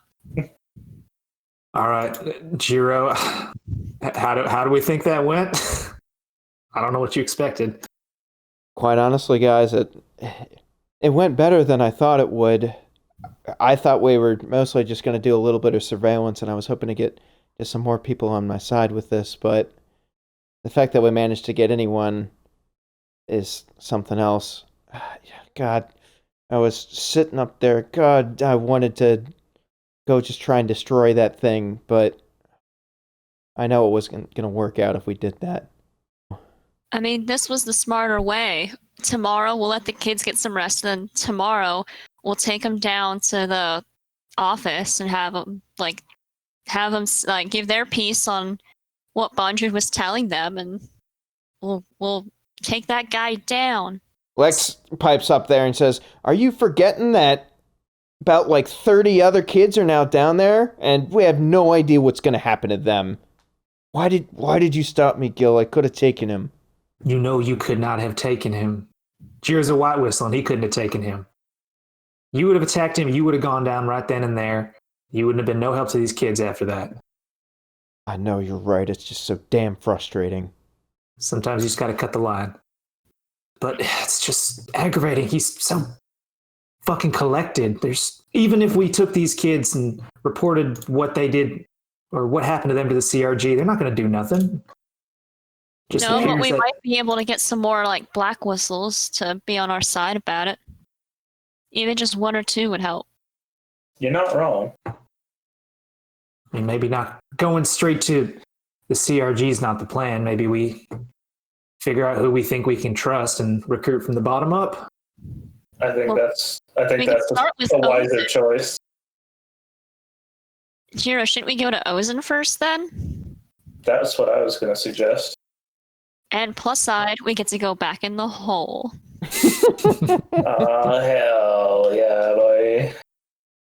I'm definitely going to go down and convey to her everything that happened. Maybe we can formulate a plan together, but honestly, I'm not sure what all can be done about this. Once again, you realize all of this is happening at the 5th layer. There's very, very few people that have been all the way down there. I'm not sure if anyone would be willing to try and fight down there, especially with Bondrewd. With any white whistle, for that matter. Not only because of the reverence that's held here, but also for the fact that they know better. One step at a time. Let's start with Ozen.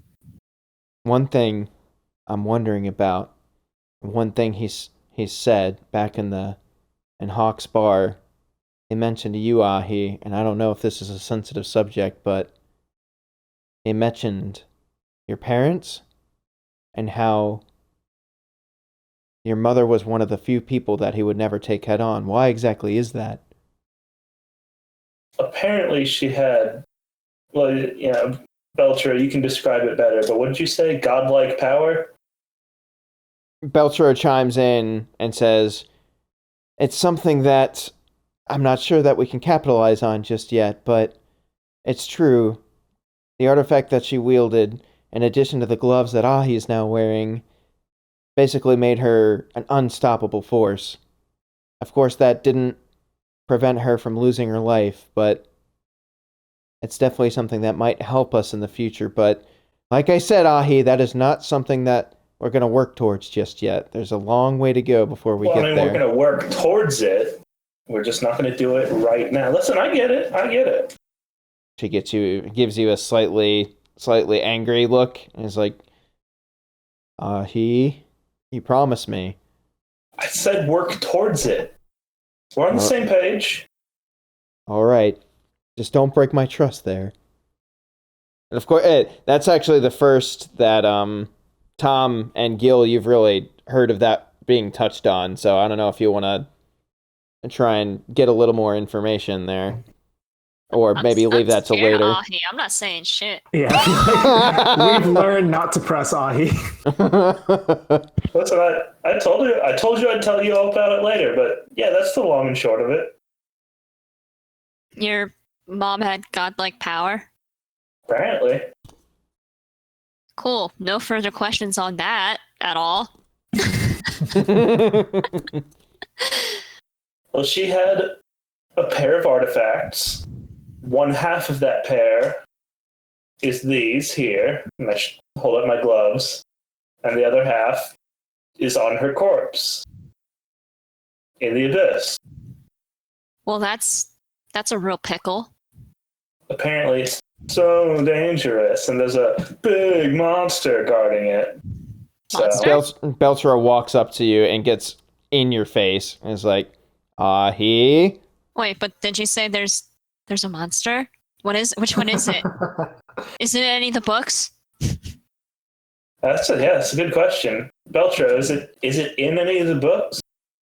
Not only does she look angry right now, you see a little bit of wetness come to her eyes as she stares at you. It was more of a pragmatic question, but yes, I understand that I may have asked it with a little bit too much excitement in my voice.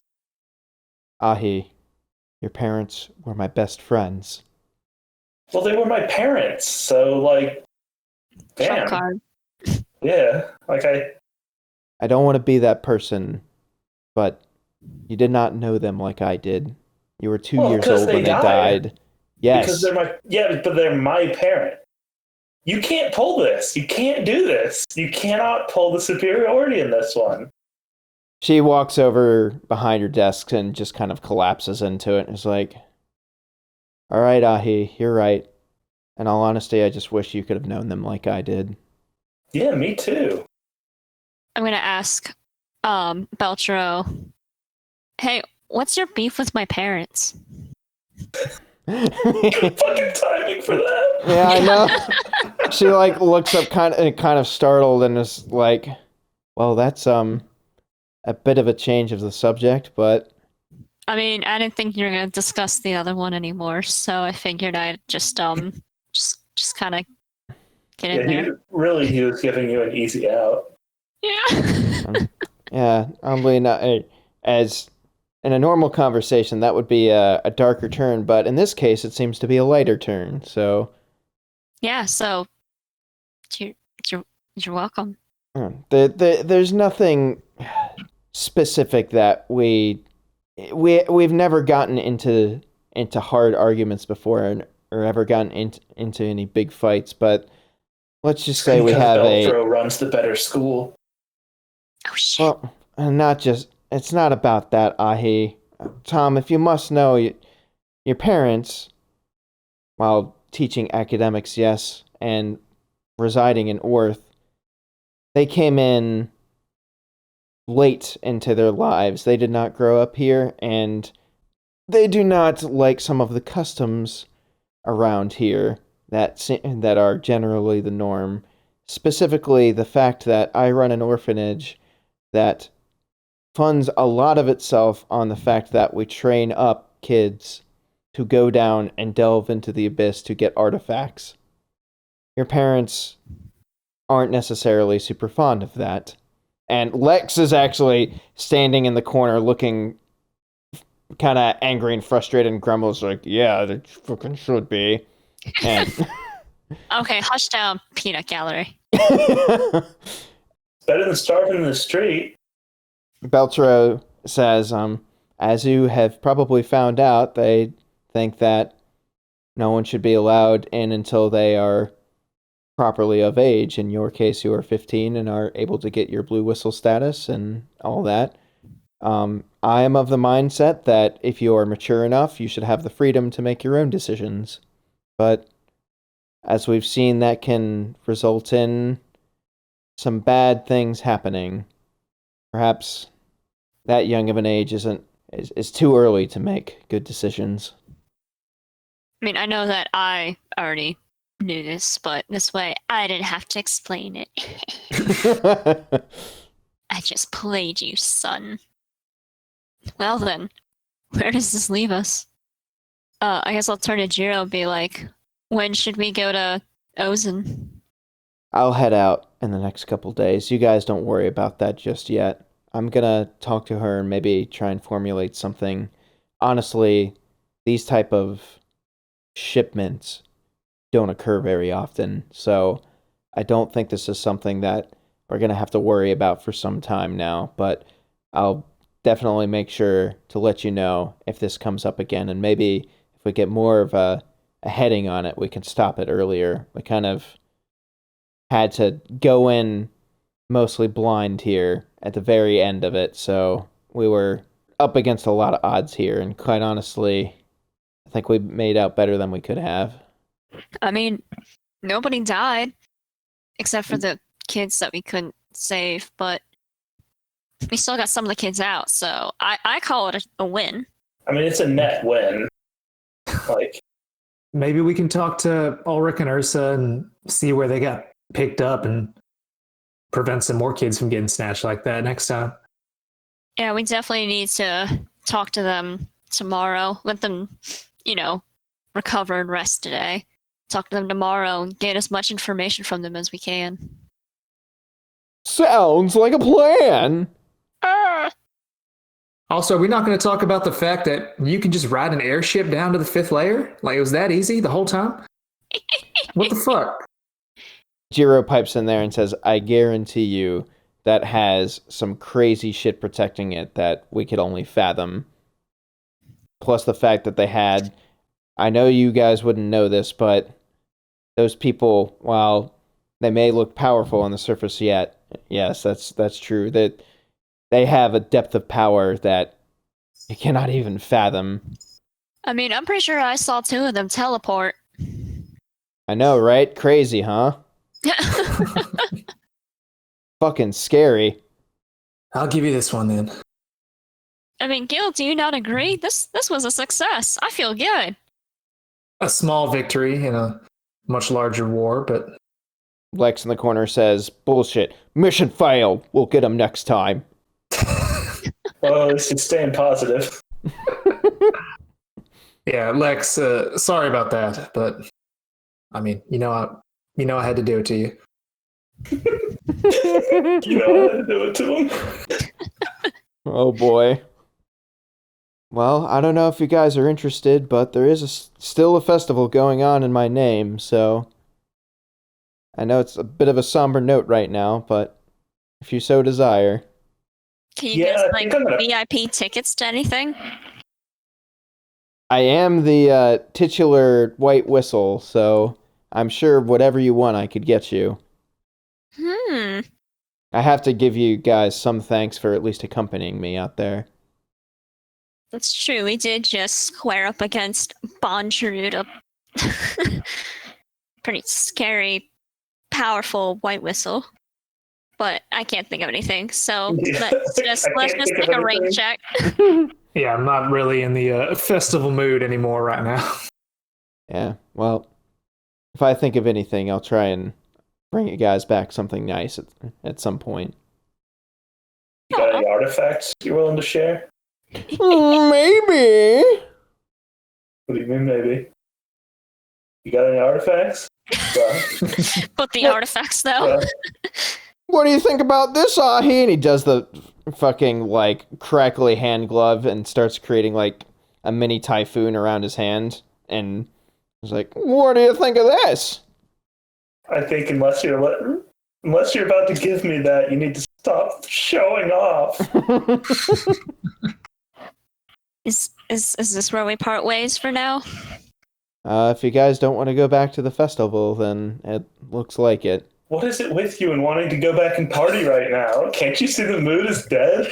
I'm sorry. I'm just trying to lighten the mood a little bit. I honestly really appreciate you guys coming out, and I am happier with the way things turned out because, quite honestly, I thought it was just going to be me out there, and I was just going to watch every single child go down.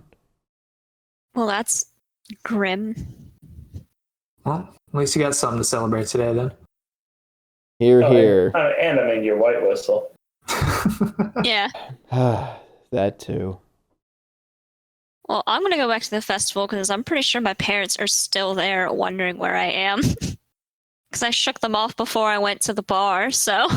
Boys will be boys. So I'm just gonna go down and pretend like I was just pigging out on funnel cake or something. Some teenage boys do drugs. Other teenage boys sneak away to thwart child trafficking. Yeah. Thwarting child trafficking is my drug. Jesus. God, that should not have been as funny.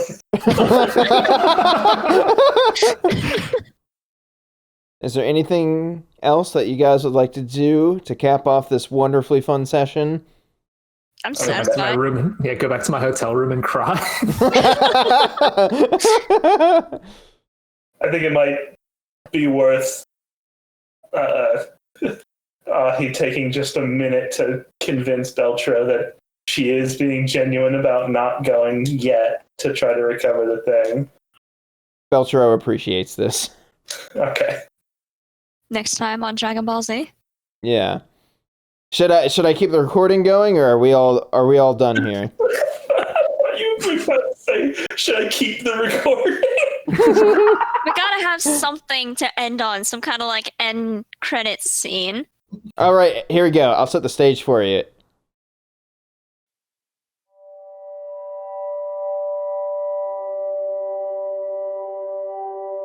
You see a large airship passing by the first, the second, the third layer. Many creatures try to attack it, but the Umbra hands fend it off with swift skill. Not a single creature comes close to it. On the inside, children seem to be joyous, thinking about the wonderful stories they'll get to tell in the future. But by the time they get to the bottom, they have a slight hint that what you guys were saying may have been the truth as they look out upon that desolate sea.